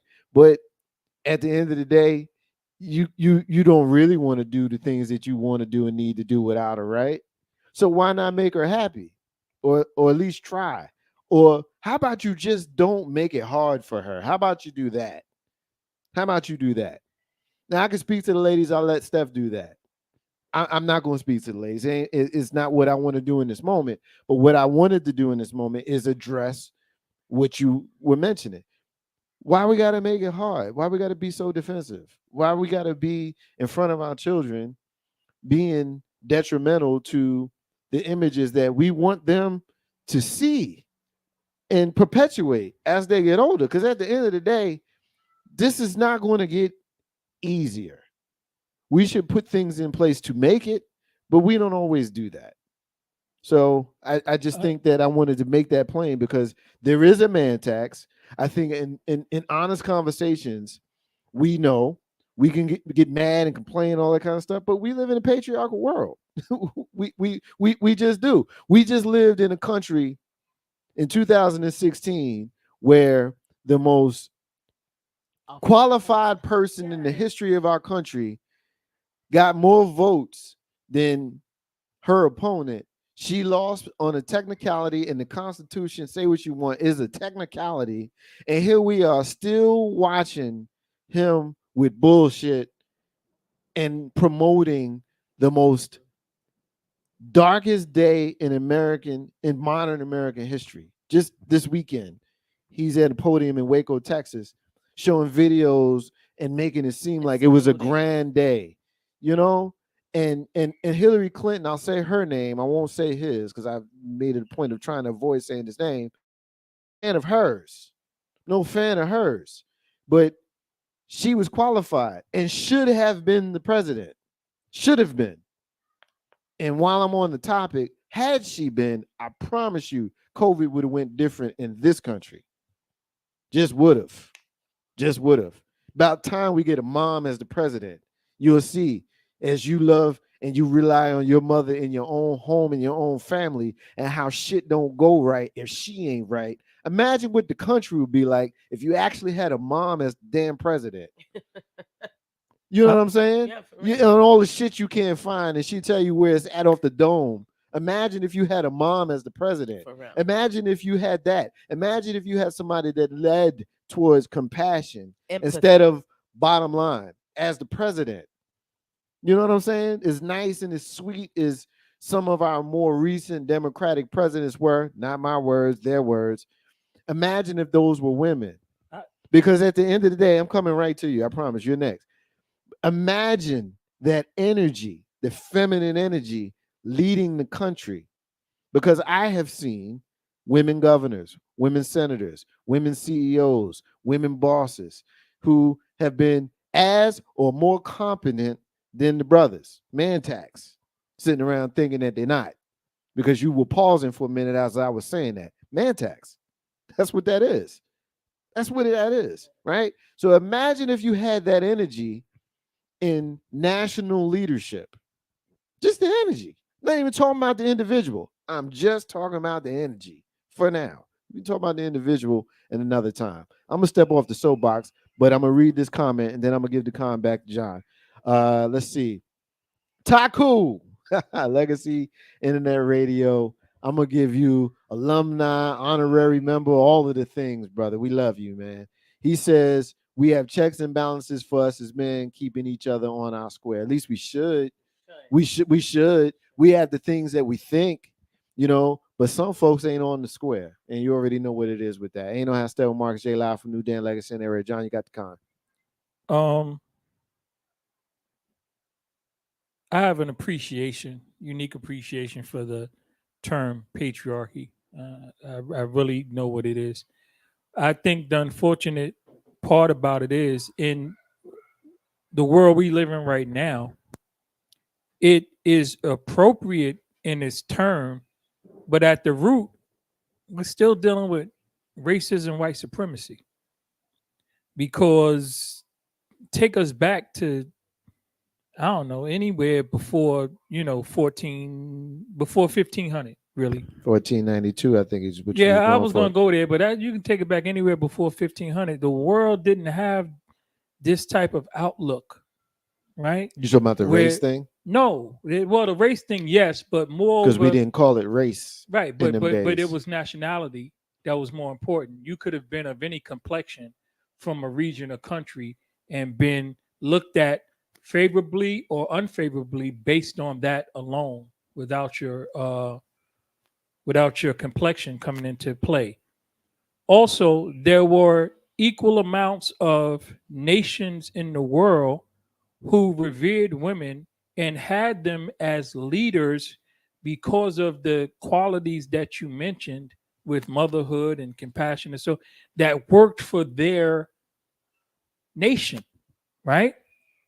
That all changed with colonization, which came on the heels of white supremacy and racism in order to create a permanent underclass, and women fell into the permanent underclass. Now we have patriarchy, right? I never want us to lose sight of what brought this about. And that's what brought it about, white supremacy and racism. Now, for America, I don't want a compassionate president. I want a ruthless murderer, because that's what this country is built on. That's the only way we hold our power. We do not have the upper hand, right? In enough areas to be prominent or dominant in the world where I can travel the world and feel safe wherever I go. What we do have is the world's largest military, right? And a willingness to use it, and don't really care about who we use it on. So with that, buys us world dominance. And that doesn't work. Unfortunately, that doesn't work with compassion. Because when Obama sent the drones over to Somalia and killed tens of thousands, if not over 100,000 people, most of whom were innocent in those strikes, because we had a military political aspect that we wanted to happen over that in that area, compassion didn't come into play. That was just political strategizing and putting our foot where we needed it. There was no compassion. And I'm talking about next week, probably us invading Haiti. Ain't no compassion there. Haiti don't need to be invaded. They was never not uninvaded. What we're going to do in that country in the near future is going to be horrific and horrible. And people are dying in the streets right now, and more are going to die. But guess what? It's the way of the world. I still like where I live. I still like being able to spend my money and travel the world and feel safe. And I feel sorry for everybody who falls under the evil that this country perpetrates around the world for world dominance. But again, that's like what I said in the earlier segment. We know what it is, but it is what it is. Right? Figure something out. Do something. Because I'm suffering like everybody else suffers. It's relative. I think it's interesting that in itself is a very patriarchal statement, and it also is rooted in the natural misogyny that comes with patriarchy, right? And 100%. The idea that a woman leading and having compassion within her natural self, one immediately says that men are not compassionate. That wasn't what I meant to say, saying, but like, yeah, I get what your point. That, yeah. That's the assumption that I saw an ambassador, one of our ambassadors, who is responsible for a significant amount of negotiation, and she was speaking in front of the Ways and Means Committee, and this one of the Republican senators was like, a very backhanded compliment, and also low-key gaslighting her. I feel so bad, that this administration has put you in this position with the Asian countries because you just are so nice. And she finally, she a couple times tried to, be kind with him. And she said, you know what, let me put down nice, and basically let him know people listen to me because I know what I'm talking about. This odd expectation that women leading means that we will lose our edge is patriarchal and misogynistic at best. And a loss of compassion all of a sudden will change where we stand in society, or an implementation of compassion will change where we stand. Now, that may not be what you intended to say, but it's what is communicated. And it also off of what Marcus said, as far as wanting compassion. I heard you say that. Right? I did. I know what he said. I don't care who's giving it, a man or a woman. I don't want it in the presidency. Yeah, but the fact of the matter is, all of the presidents have been men. So that's the assumption. Right. The assumption is and that is often the argument. I don't agree with that assumption. Right. I don't agree with it at all. I think Hillary Clinton would have been perfect. But because I don't find compassion in her. Never did. Statement. But especially not when it comes to politics. I want to make a clear statement. Patriarchy is allowing penis people to run America for the last 200, 300 years, allowing it to go into the shitter and thinking that a woman can't do better. That is patriarchy. Patriarchy is watching men consistently make the same mistake and questioning whether a woman could do better. Well, she can't do worse. She really can't do worse. That's absolute. Patriarchy, and I'm saying this because people who, it is very common for people, especially Black men, to say, we don't live in a patriarchal society. And again, your mama being the only parent in the household is not a sign of patriarchy. It's a sign of a broken community. It's a sign that the community is now going to not thrive, but survive, because you've removed the part of society that the people who run the show respect: masculinity. Patriarchy is, this country was set up in a way that was meant to benefit men, particularly white men initially, but it's also assuming that just because you are Black as a man, that you don't benefit as a man. That's a lie. You are going to benefit. That's why Barack Obama was able to, Hillary was qualified long before Barack Obama. She was qualified before him. Let's be clear. Did I vote for him? Yes. I did not vote for him in the primary. I voted for her. You know why? She understood the matters at hand more than he did. She was more educated. She'd been closer to the job. She'd already performed and functioned as a junior senator. There was a clear resume that if Blackness wasn't involved, most Black people wouldn't even been having the conversation. If his name was, Barry O'Brien, no one would have voted for him over her during the primary. But patriarchy states that we have to immediately question why a woman is qualified, not discuss why she's qualified. We immediately have to, in our community, patriarchy is saying that R. Kelly did what he did because women are fast and little girls are grown. And look how they're shaped. And that 14-year-old knew what she was doing. Patriarchy not only protects men, it puts women in a position of parroting the language of men because they want to be protected. So I say the pick-me-shas of the world, the women out there who were like, yeah, girl, I agree. These women ain't shit. Those pick-me-shas are doing that because they're wanting to be picked. And the only way to be picked is to follow suit with what 90% of our community does. When we talk about patriarchy, and I often hear people say, well, we are not a patriarchal people. We have been patriarchal people since we landed on these shores.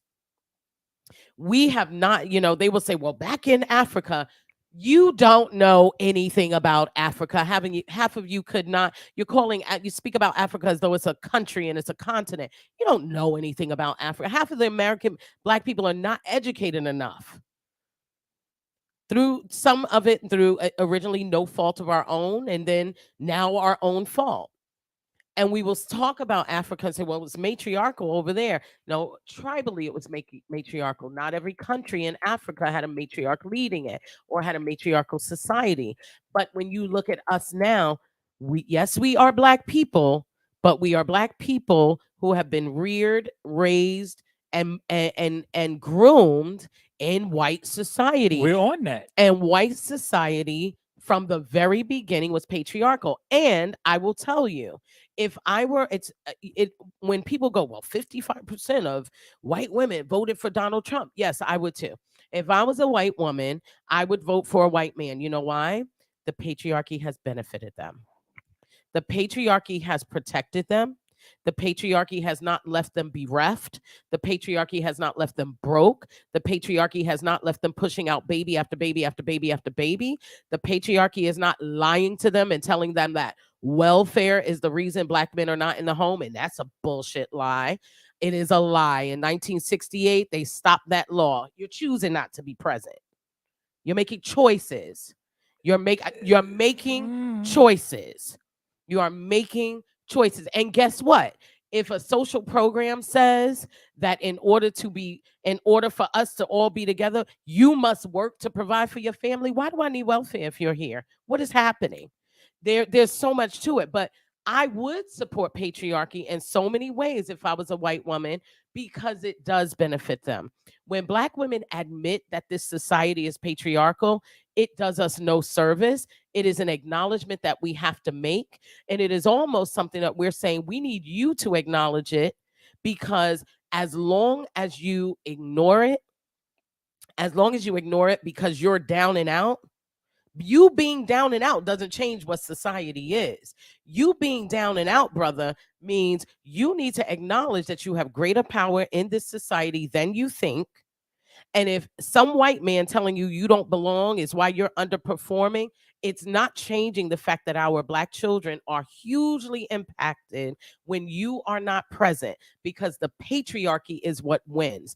That is why today women have to listen to men who don't even know where a clitoris is tell us whether we can get an abortion or not.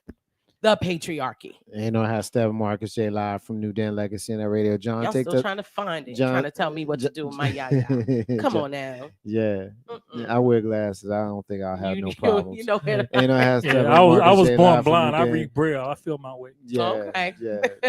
yeah. Find my way, like Q-Tip said, right? Teach your brethren them. John, you got the last word on this topic before we move on to our final topic of this night. I'm gonna say this. There are intricacies within the argument. I will never not hold the evil ways that society has deliberately destroyed the Black family and put it on in the hands of the victim, right? When we say things like the Black man and him not being in the home and so on and so forth, it's too easy to blame the victim. No, listen. How long? We don't ask women that. Let's not ask men that. I'm asking. No, let's not listen. I'm asking. Because how long is America going to be racist?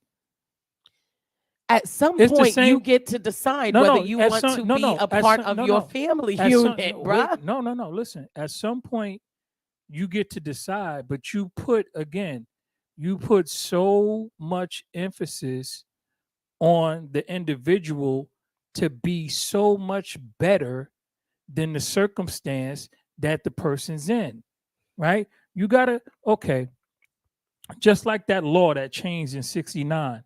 The law changed, but not the way it was applied to Black men, because it was more white women on welfare then, and it's more white women on welfare now.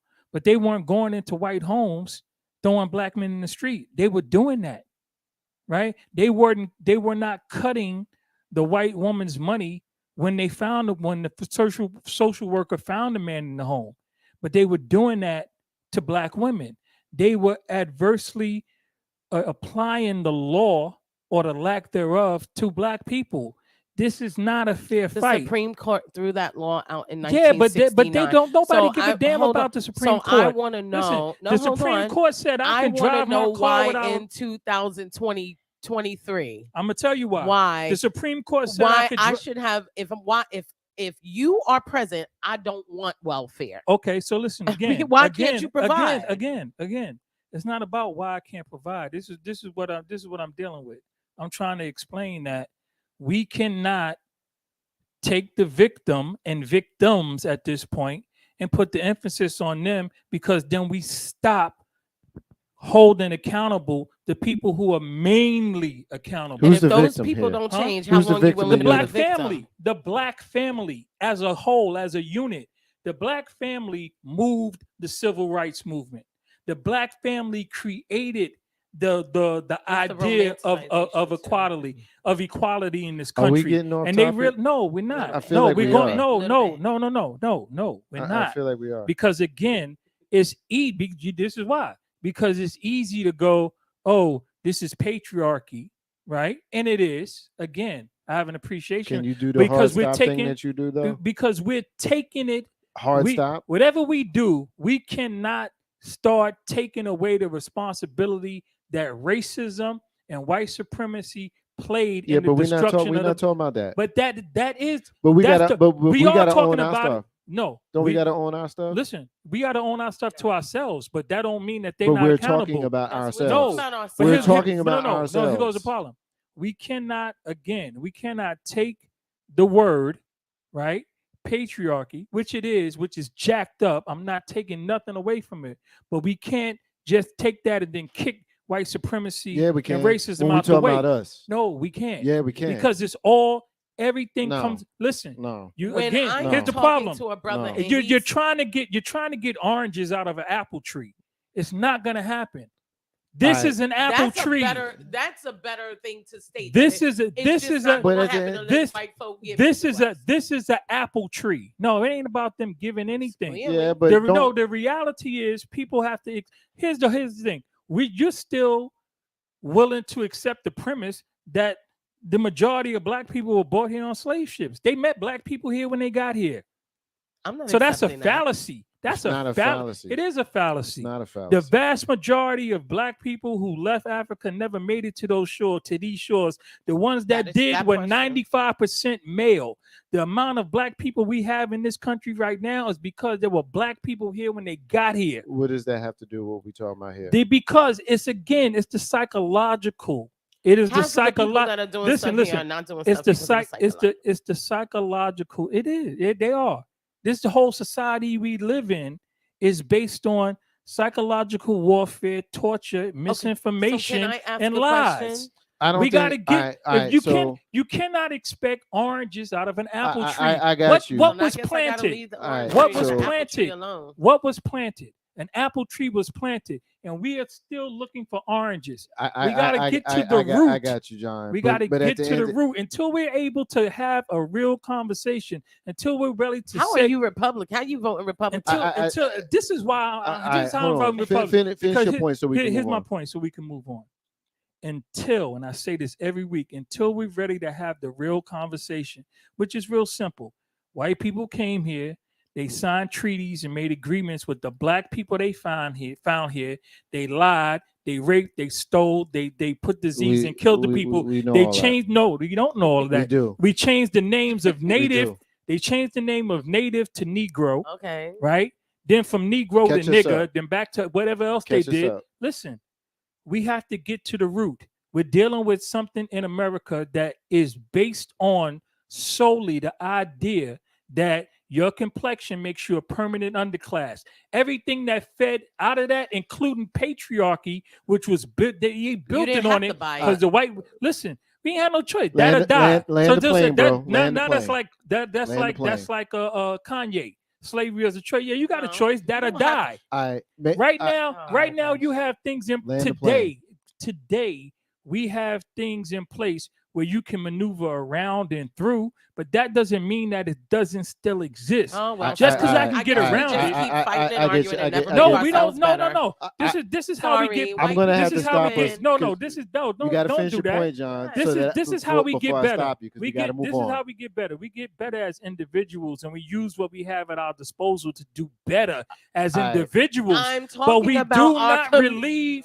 We do not do that at the expense of relieving white supremacy. said Alright, that. Stop. All right. We got to stop. I you never there. said that. I got to stop you there. That's how it I comes got- I off. gotta stop Well, you I'm there. sorry you hear that, but you're hearing But that's what a lot of people hear. At the end of the A lot of day, people hear you at the end scapegoating. of the day, You voted for hold Hillary on, hold instead on, of hold Obama on, hold in on. the So I'm gonna primary. stop us here. You vote Republican. I'm gonna stop us here. Only folks. like 2 times. I voted as a So I what? voted So y'all Democratic not gonna as a let me stop Republican. us? Y'all not gonna let me shift us? Y'all not gonna let me shift us? Like for real?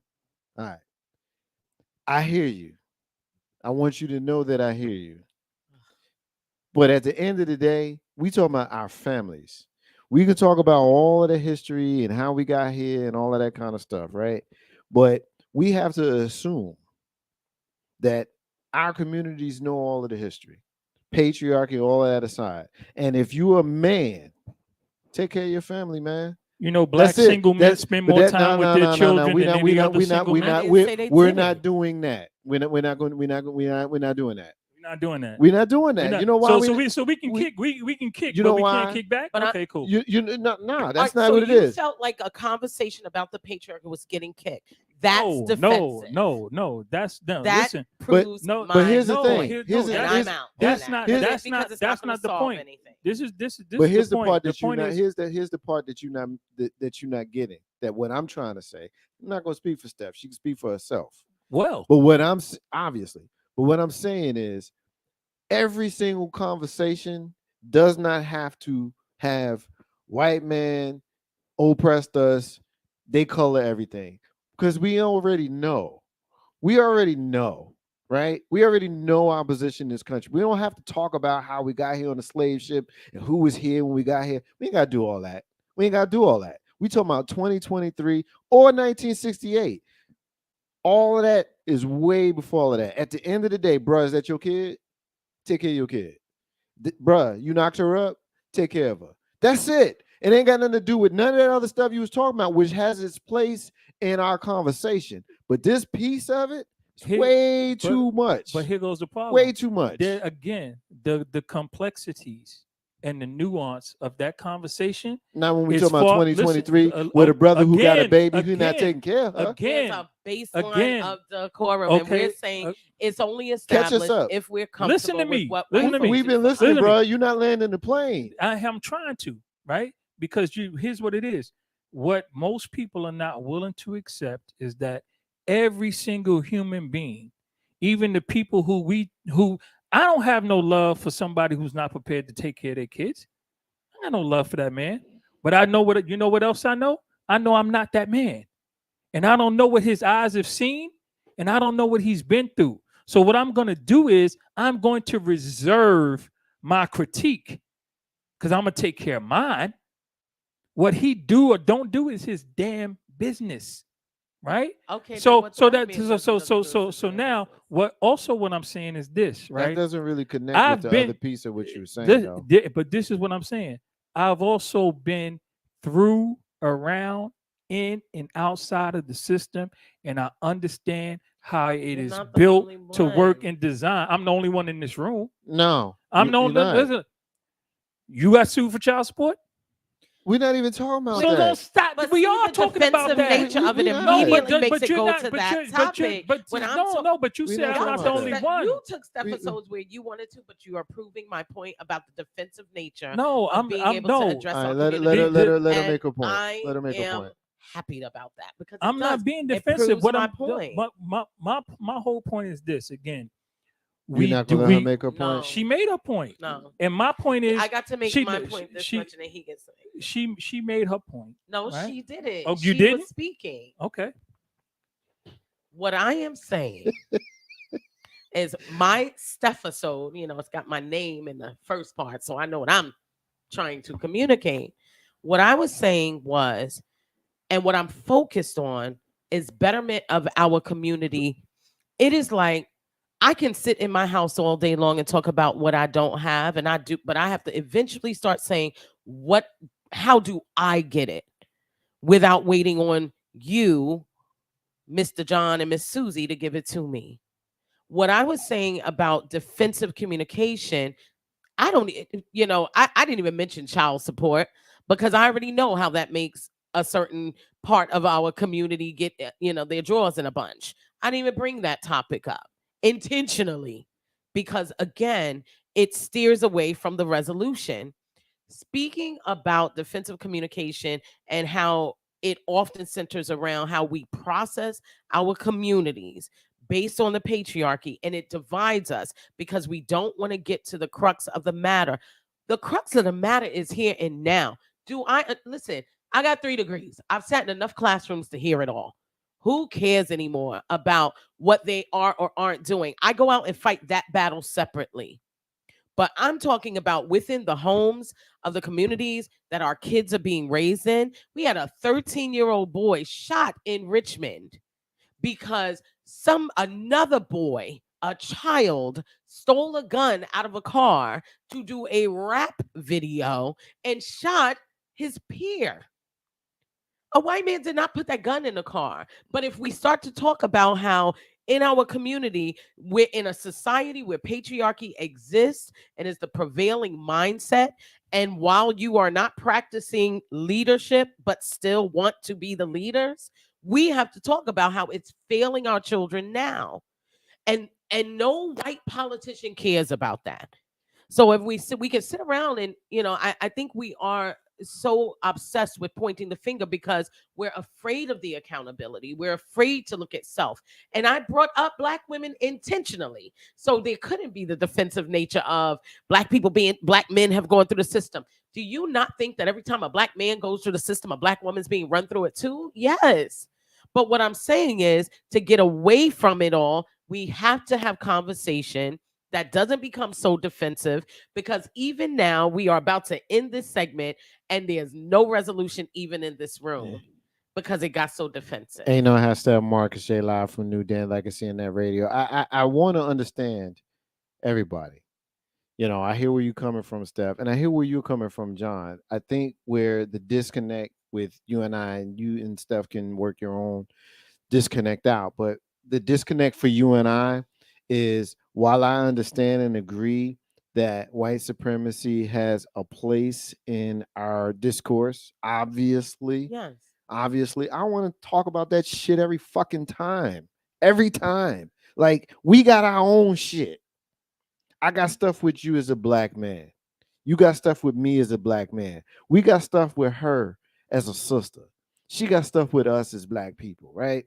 So while there's places for the greater conversation, which is where you were trying to take us, I think where the disconnect in this piece of the conversation is, save that for another conversation. When we talking about right now, we talking about language.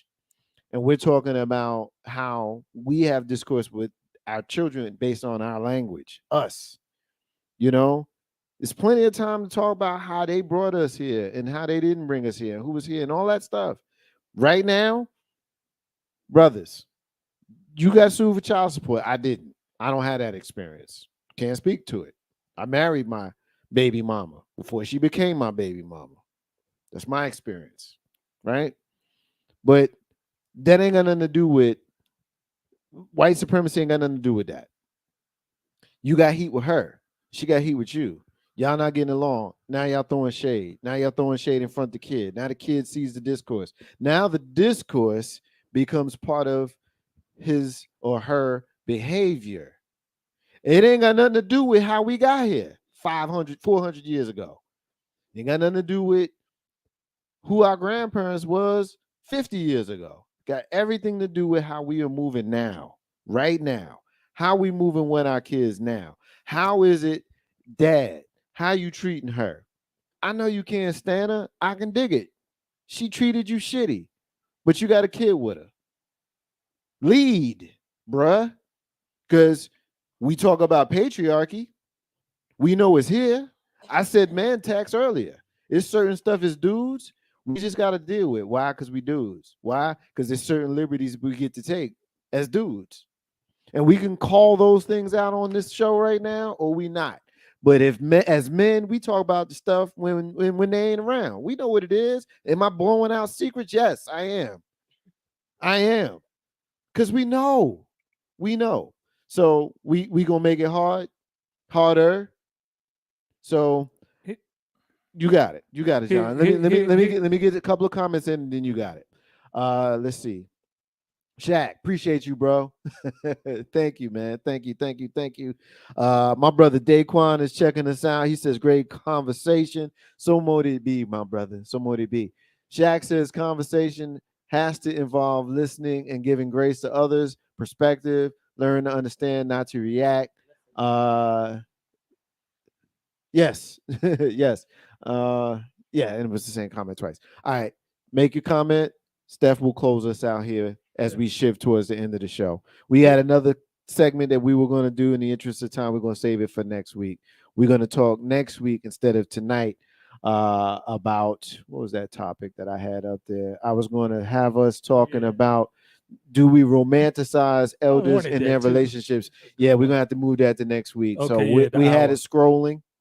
So that's the only reason why I'm calling it out. But we're going to leave with it next week, John. Unless Haiti gets invaded. Yeah. Haiti gets invaded. I think he still might be here, but we might have some other stuff to talk about. So make it brief. Make it brief. We're going to shift. Okay. So here's my thing, right?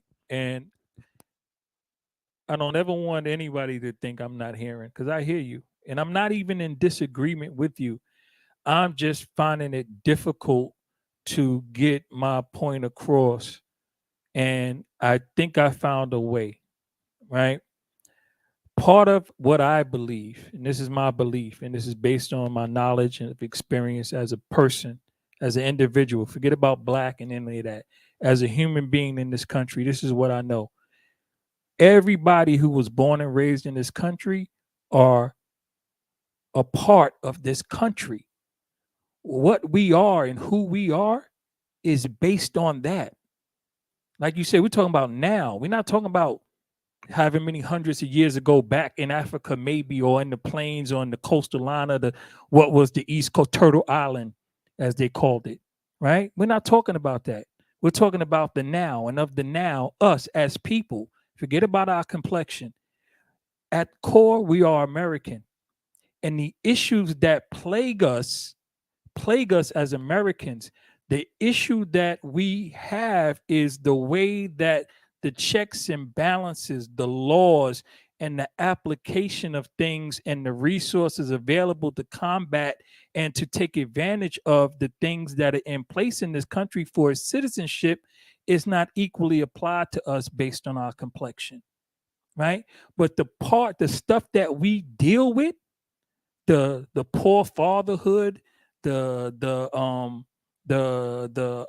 messed up, broken up family, the not taking care of yours, the jail, the crime, the misogyny, the patriarchy, that is a product of the country. That's what I'm saying about an apple tree, right? We're trying to get oranges. And I don't think it lends itself to our complexion. I think what lends itself to our complexion is the fact that we don't have equal access to the remedies that could be used to change this. And we need to have conversation among ourselves of how we can use the resources we do have access to better ourselves. But we have to stop expecting the expectation for us to be so much better than everybody else just because we have shared complexion with different people with different ideologies and different values. We just all happen to be a certain amount of brown, and we don't have access to the resources. So you want us to have less and do more with less, and when we don't, we want to be overly critical about it. I just think as Americans, America's a jacked up place, right? But it just happens to be rich and we got more power than everybody else. So let's do the best of it that we can. And that's what I'm trying to say. Steph, take the next to final word, because I will respond to John and you as I move us towards our final stage of the show. What you got, sis? First of all, I want to apologize. I got a little heated, and I love John, and it's all in love. Oh, that's how we do it, man. Don't dismiss it. Yes, it was, ma'am. Yes, it ma'am. was defensive communication in that moment, and I love you enough that I don't want anybody to take it any other way. And so I apologize for dropping the. They don't know us. Yeah, I love this brother, and we don't. I too apologize. Our for sister that. Alexis A little from bit of Jersey City energy. says powerful topics. You know, she's checking us out in Thank Jersey you, City, Alexis. so she's co-signing the love that we got here. Steph, Thank take your comments here. And what you so, first of all, shout out to John Bryant Sr. May he rest and sleep in peace. My grandfather may be the reason that at moments I do romanticize the elders. So I can't wait to talk about it in our next week conversation. But the reason I bring him up is because my grandfather was born in the 1920s, a dark skinned man, darker than all of us sitting here. He had a light skinned wife, and they had lots of children. I went out my grandma, Yeah. but let's just say double digits. Hey, girl. Hey. Yes, clearly he loved her. And the reason I bring him up is because when he was raised in a system of patriarchy, and then he had religious patriarchy on top of it, and that is a whole other beast.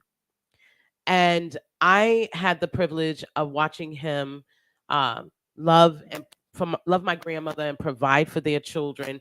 My grandmother never worked a day in her life until my grandfather had left this earth, and she thought she was going to flex a little bit. She went out and got a job at the JCPenney Catalog Center. It lasted 3 days. Yes. That was all she got. That's all she had for the system. and it was because it was for the people. yeah, she went out to prove she could do something. Now, mind you, in all of that time, she had the privilege of being able to work in her home, to be provided for, to live in the best co-ops in New York City, and then to own a home that was built by my grandfather in Jersey, South Jersey, and retire there in that home, and to this day lives there. My grandfather provided for her. He provided for her in spite of the system that he was surrounded with that is much more significant. I mean, the people who exist today haven't even read a book to understand what the system was like back then. If they did, they wouldn't speak the way they do. They wouldn't carry themselves the way they carry themselves. And the apples would look like apples and the oranges would look like oranges, because we would have a baseline of respect and decorum for one another. When I talk about how the community has broken down because we are missing certain core elements, I'm not saying that there are not pieces of the society that impact us. What I am saying is, at some point, we have to decide that what we want for one another and what you want for your mate and you, fine, cool. But one to one, it's proving out that in individual households all over America, the mindset is the same, that we're just broken and we're going to stay broken. And there's always someone to point the finger at. And there's always some reason that the system is failing us. These are people who don't, there are people who are pointing at the system and don't vote. You don't even understand the system. You're not engaged with it. You're failing because you're choosing failure.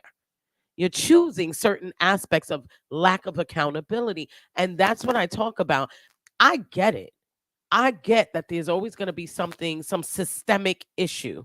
But what I'm saying is, I have seen men thrive beyond what the system ever gave them, allowed them, or whatever, because what they prioritized was what was in their home. What they prioritized was deciding that no white man and his poll tax was going to be the reason that his wife didn't eat. My grandfather worked 4 jobs in Brooklyn. I remember him telling me how the only money he had one time, he had to take home and feed the 8 children they had at that point and his wife, and he ate a biscuit out of the garbage. When he told me that, I remember being like 9 or 10 years old, and I was horrified at the idea. And what I do now is watch a community where there are men that don't know if their children ate. There are people who are parents that don't know their child's teacher's name, haven't been up to the school, aren't trying to fight the system, aren't addressing the system. And I want to say, you're better than me just lobbing an excuse of it's okay because the white man and white society. Yeah, it exists. We already know. But what happened where all those other people made a decision? And that's the thing. We have freedom of choice. You have the freedom to choose that no matter how hard it gets, Mom, you're not going to curse your children out when you speak to them and you're feeling oppressed by your day-to-day job. You're going to speak to them like human beings. You're going to raise them properly. You're going to love them. You're not going to let the system oppress you into abusing your children. You have a day-to-day choice, Dad, to not just give up because it was too hard and walk away, which is literally what many are doing. You're not leaving because the system said go. You're leaving because it's easier than facing it. You're leaving because it's easier than sitting day to day and figuring out how to make things work. And so while I understand, I read and I'm educated and I'm understanding and aware and I love my people, I love you too much to just say white supremacy and therefore continue to be, and don't, not only will you plant trees, just don't water them, because you're not even getting oranges at this point. We're getting dead branches and dried leaves, and that is an us problem. Ain't no half step. Marcus J live from NewDen Legacy in that radio. Uncle H says, love the patriarchy topic. John, Steppin, Marcus. My brother Daquan says, wow, you don't even understand how the system works, but we screaming it's the system. Yeah, I can dig it. Ain't no half step. Marcus J live from NewDen Legacy in that radio. All right, so we're going to shift towards the final stage of the show. We're gonna get a couple of moments in Black history, a couple of missing children, and we're gonna get out of here. Let's see. We're gonna start in 1965. This is during the time when you had a lot of white people who considered themselves allies, helping us out. Viola Liuzzo, a White House wife from Detroit, is shot and killed after driving voting rights activists in Selma. So she somehow wound up in Selma from Detroit. Wow. 1931 in Scottsboro, Alabama, 9 black teens are accused of raping 2 white women and almost lynched. The Scottsboro brothers gained national attention after their racially biased trial results in death sentences. Whew. Let's see. I'm gonna do one more. Which one is it gonna be? Is it gonna be that one? Or is it gonna be this one? All right, we're gonna do that one. 1956. Churches and synagogues nationwide keep their doors open all day in observance of a national deliverance day of prayer to support the Montgomery bus boycott. So there was some assistance from the church, apparently. Ain't no hashtag Marcus J live from NewDen Legacy and Radio. We're looking for 2. Both of them are in the Cap City here in the Richmond, Virginia, Henrico County area, more specifically. We're looking first for Angelique Crawford. She's missing since March 7th. 16-year-old black female, 5'3", 120. Last seen wearing a gray shirt, black puffer jacket, blue jeans, white shoes. Her hair is styled, in long braids. If you have seen Angelique Crawford, please contact the National Center for Missing and/or Exploited Children and website missingkids.org, or contact them at 1-800-THE-LOST, 1-800-843-5678. We're also looking for Jemiah Allen. She's been missing since January 27th, 2023. Henrico here in the Cap. 16-year-old black female, black hair, hazel eyes.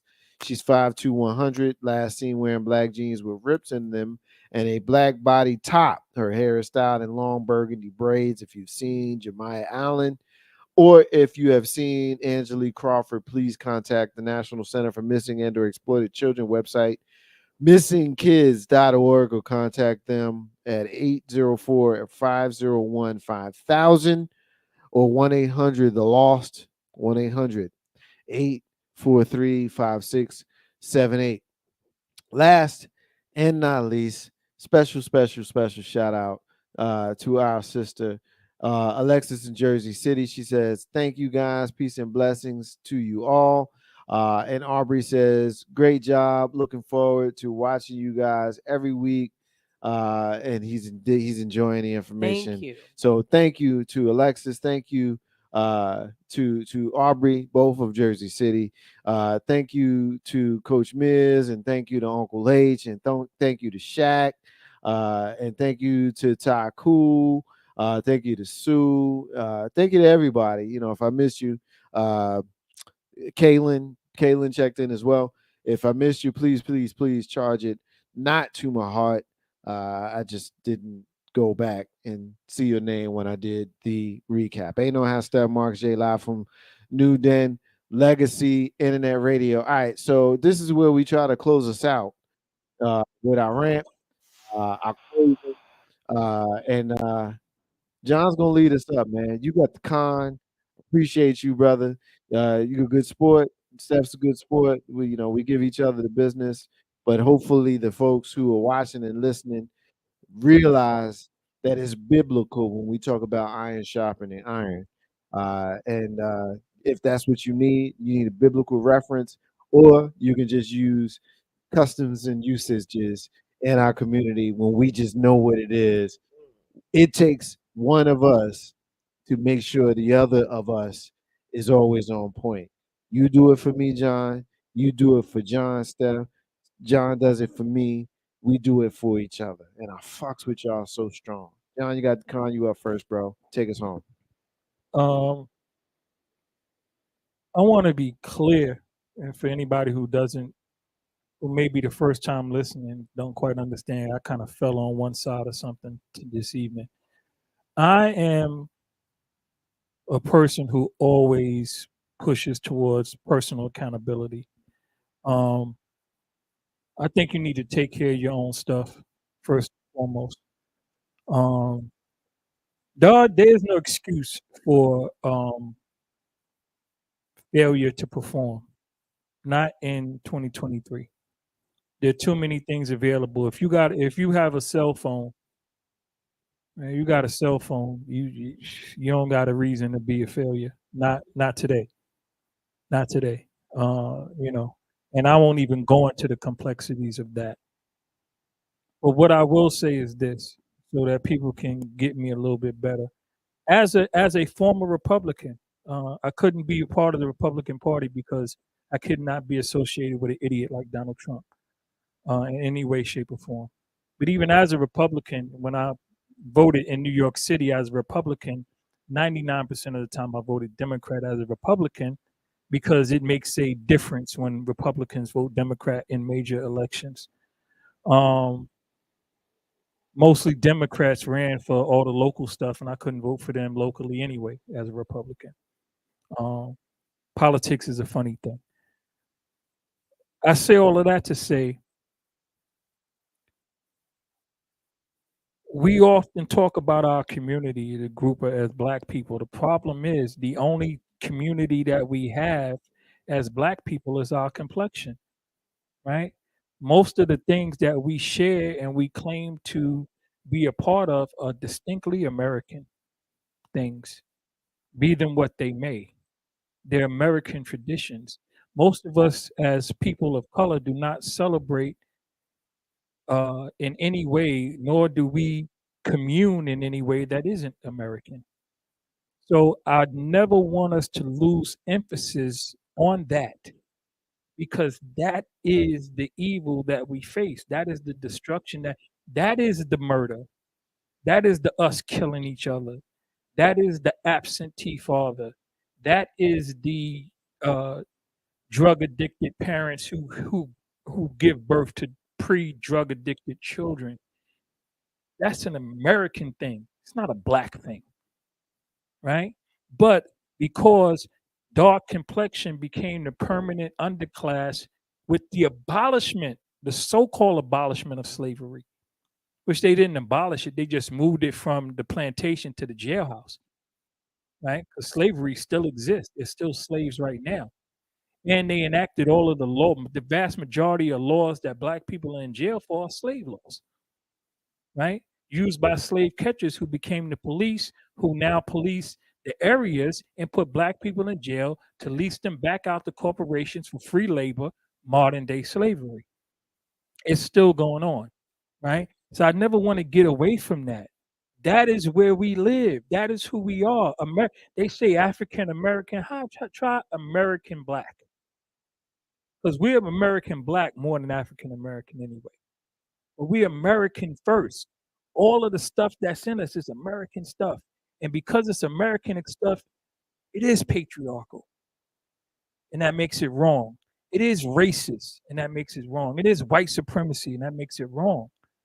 That don't mean that we have to, as individuals, succumb to that. I'm not giving, nor do I ever want to give an excuse for anybody to succumb to what goes on in this country.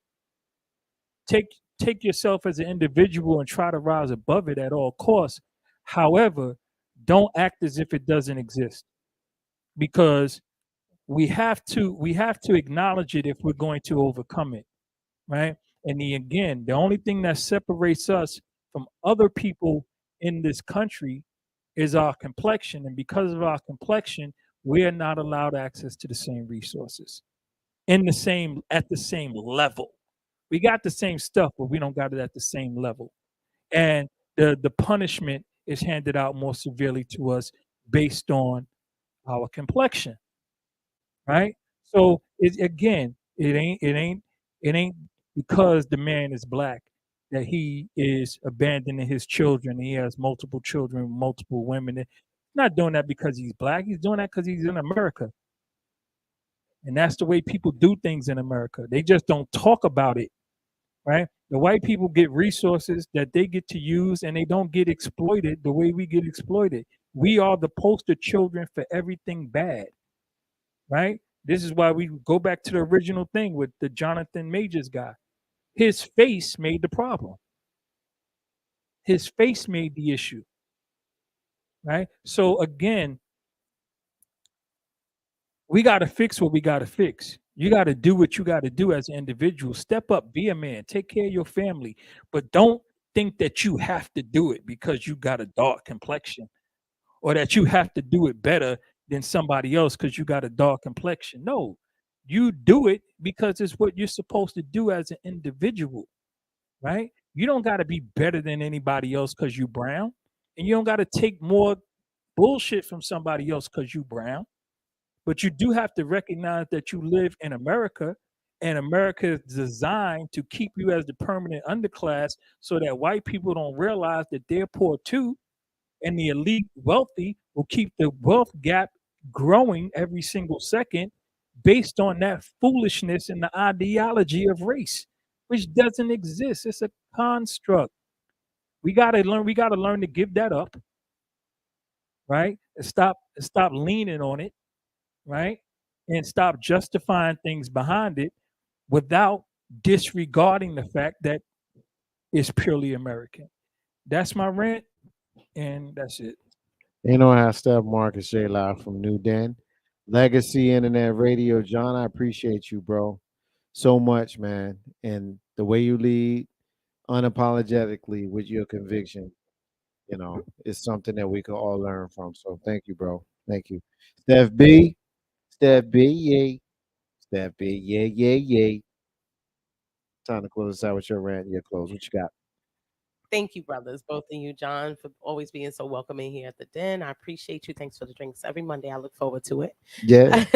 Stumble, stumble. Thank you. That's right. Stumble, stumble. Stumble, stumble. And Marcus, thank you so much for starting out first thing in the morning. Yeah. I apologize today. I was working when you got to me, so I Wake was already your working. ass up. I was already doing stuff. But I Stop pulling back the curtain. Yeah.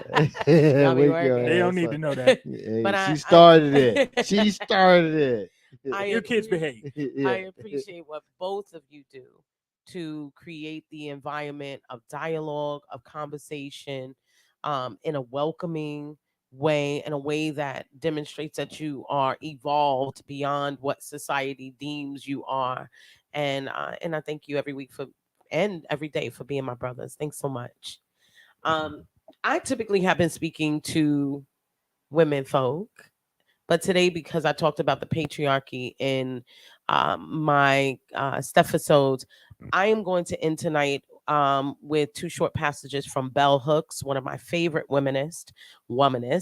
And the passages are both directed toward men.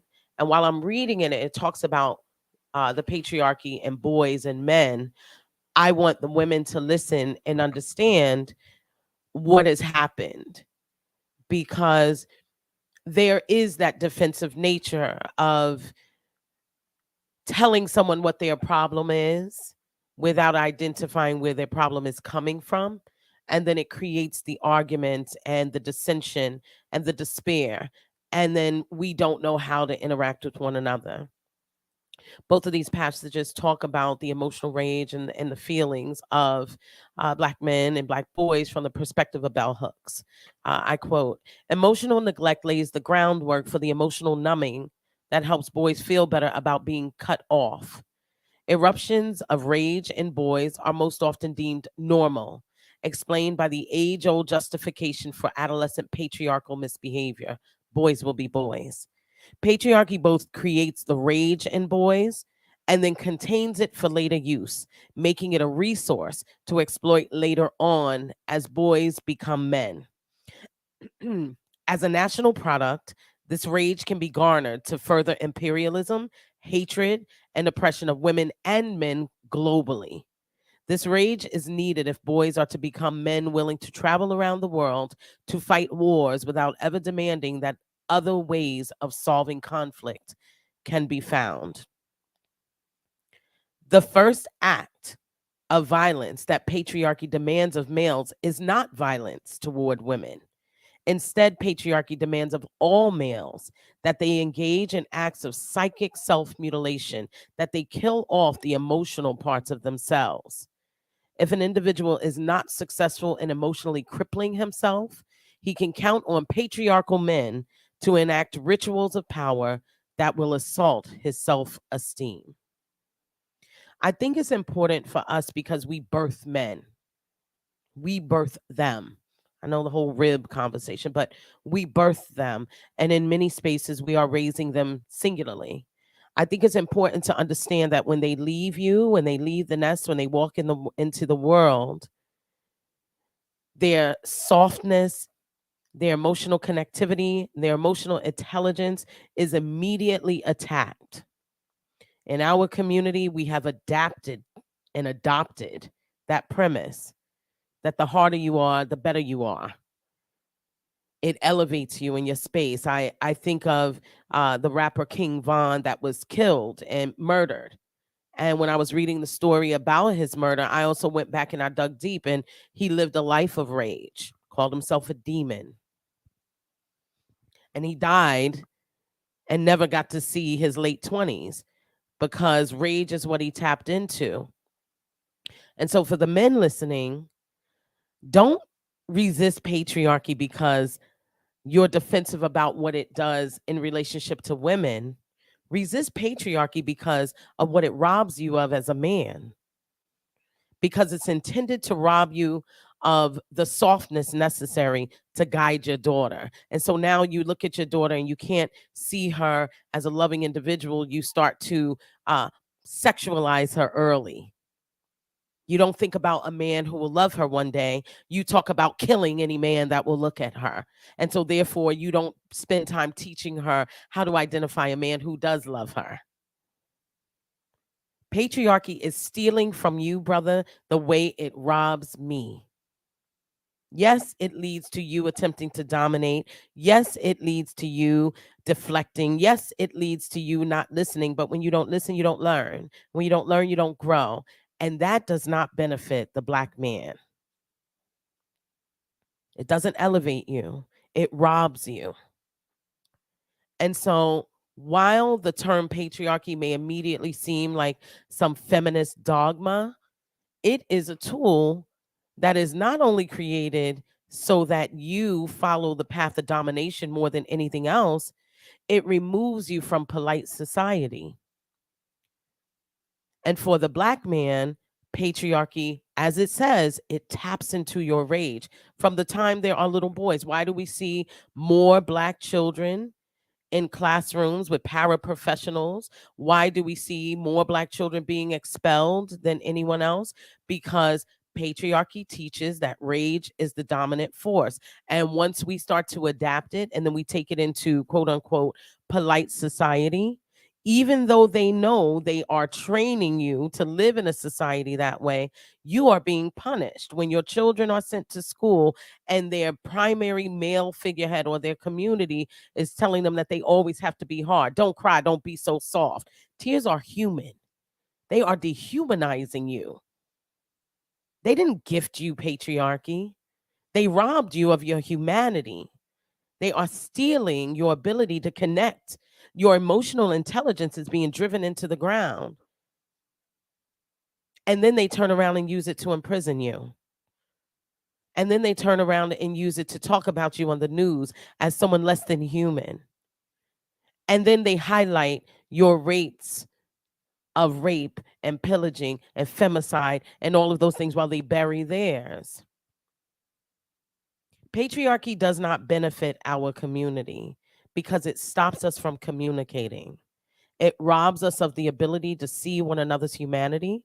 It robs a woman from being able to see that a man is soft. So many of you will say, you know, a man can't express himself. You can, but you have to remove your rage. You can, but you have to remove what you think is your natural instinct to be dominant. No, you were trained. You are the monkey in the tree. So when you fight patriarchy, when you fight me, because I talk about patriarchy, you're fighting your own humanity. You were not, if you truly are a king and you are made in the image of God, or you are God, as some of you will say, you will recognize that your humanity allows you a range of emotions, and rage does not have to be at the center of them. And patriarchy has done that in our communities. Are young boys that are speaking to young women in a certain way, the music that is made and is continuously perpetuated, the language that is used, females. You're dehumanizing us because you don't think of yourself as human. Stepping up to the plate and embracing the humanity and embracing who you are and understanding that who you are is better than what the patriarchy tells you will lay the groundwork for something that will open your mind. Right now, men, many of you are emotionally numb. You are looking for someone to do what your mother didn't do. It's not your partner's job. Your partner's job is not to love you like your mother. I've heard women say, I'm going to be his mother, his lover, his thing. No. We are all supposed to come to the table and expose ourselves for the emotionally intelligent human beings that we are. But patriarchy has women in a position of where you're trying to save people to the point of pushing down who you naturally are. It has men talking about femininity when they don't even understand masculinity. It has people assigning masculinity and femininity to inhuman or unhuman things. A dress, a shirt, a t-shirt. Don't dismiss the patriarchy because it's going to make you better for me.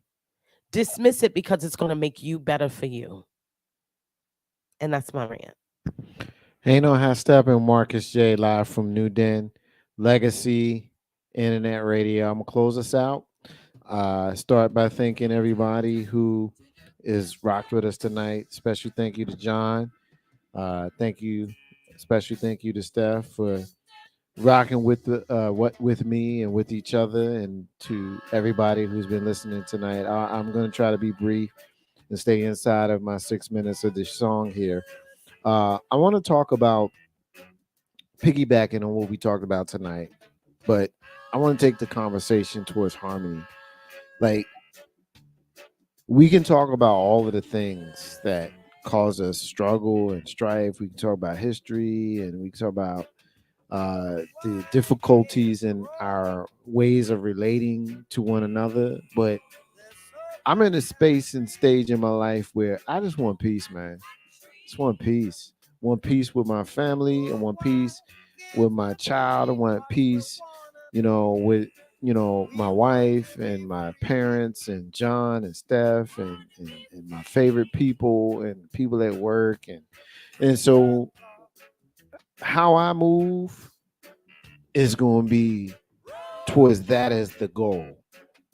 The prose that I speak, how I couch my language, it's going to be with that as a goal. That's what I'm leading towards. But I'm also leading towards what I feel is logic. And you can't have your left without your right. You can't have your yin without your yang. You can't have stuff that sucks without stuff that's cool. Right? Can't have big without small. Tall without short. Fat without skinny. You're going to have those things. But in the midst of all of that, you got to find harmony. And often we don't. I'm going to always lead towards it. Now, I'm going to get to the heart of it. I want to get to the reason why we debate and why we struggle. But if we will break all of that down and just talk about black men and black women, just throw out all of the analogies and all of the fancy words and all of the bullshit, just dealing with black men and black women. Who better to understand what you've been through than your counterpart, your mirror? Brothers, that's your comfort, man. Why are you fighting with your comfort? Why are you fighting with your peace, man? Sisters, that's your strength. Why are you fighting with your strength? Why are you fighting with your strength, man? We do it. It's common because we got to have the last word. We got to be right. And I just don't want to be in that space, man. I'm just not doing that. Now, I am for the shits. So you want to argue and fuss, we can do that. But we going to come to a resolution.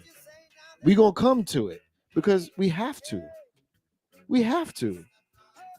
And I just find it very hard,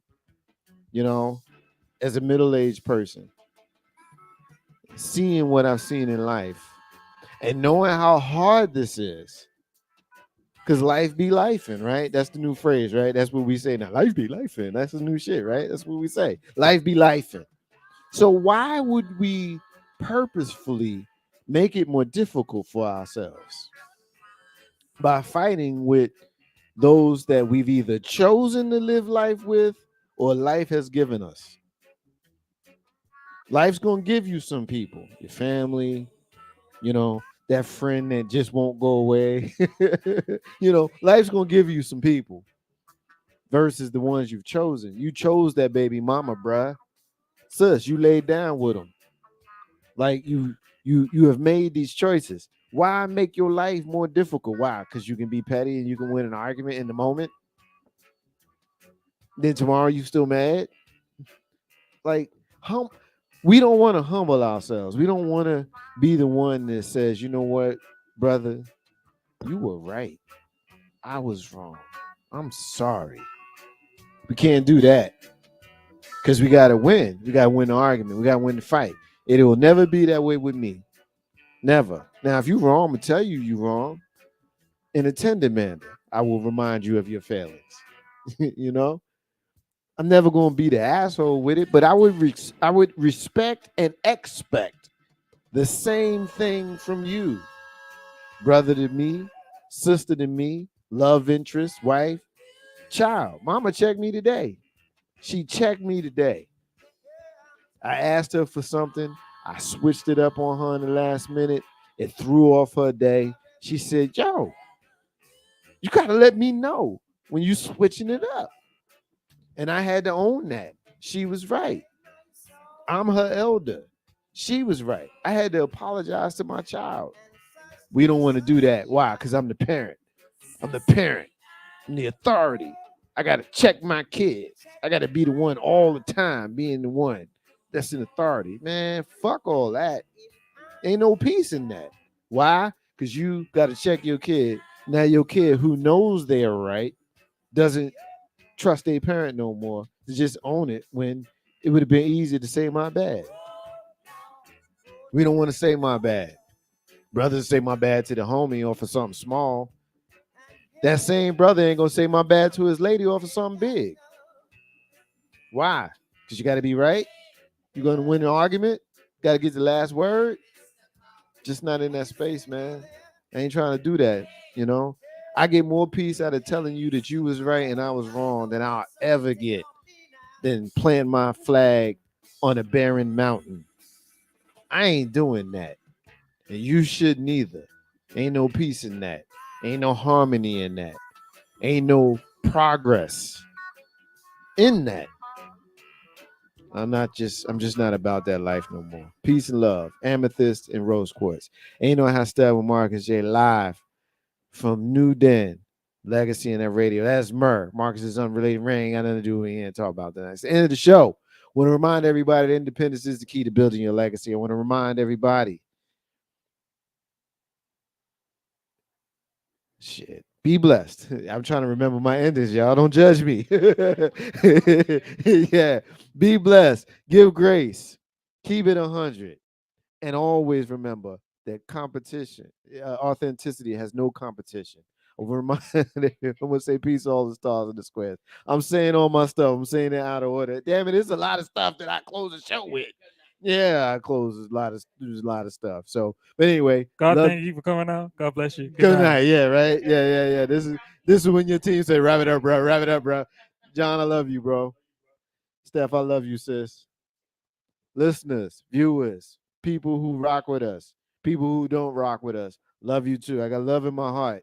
And unless you come for me, if you come for me, I still got love in my heart. But I might just knock you out. Peace to my brother Kyle. Thank you for rocking with us. We see you jumping in towards the end. This one here is for you, for John, for Steph, for all of you, the crew. We'll be back next week, y'all. Holler at your family. Ain't no hashtag with Marcus, Jay. We love it, y'all. Thank you. Peace. Oh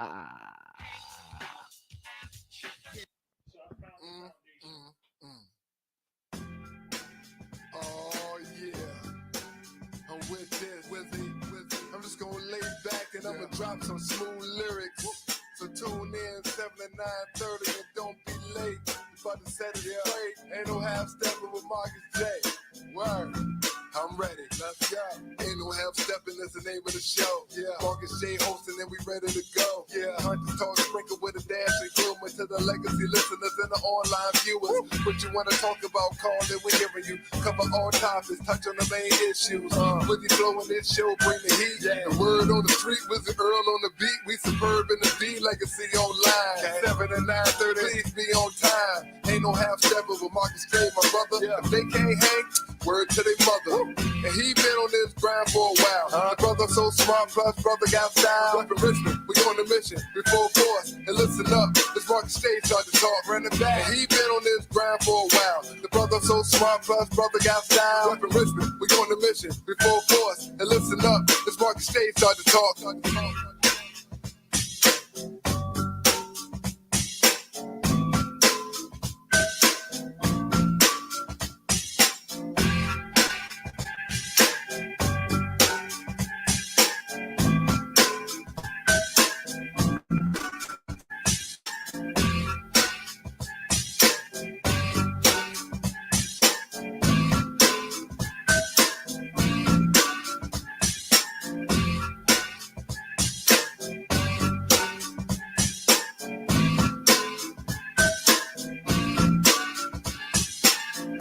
Steppin' is the name of the show. Yeah. Marcus J hosting and we ready to go. Yeah. Hunters talk sprinkle with a dash of humor to the legacy listeners and the online viewers. What you want to talk about? Call it. We're hearing you. Cover all topics. Touch on the main issues.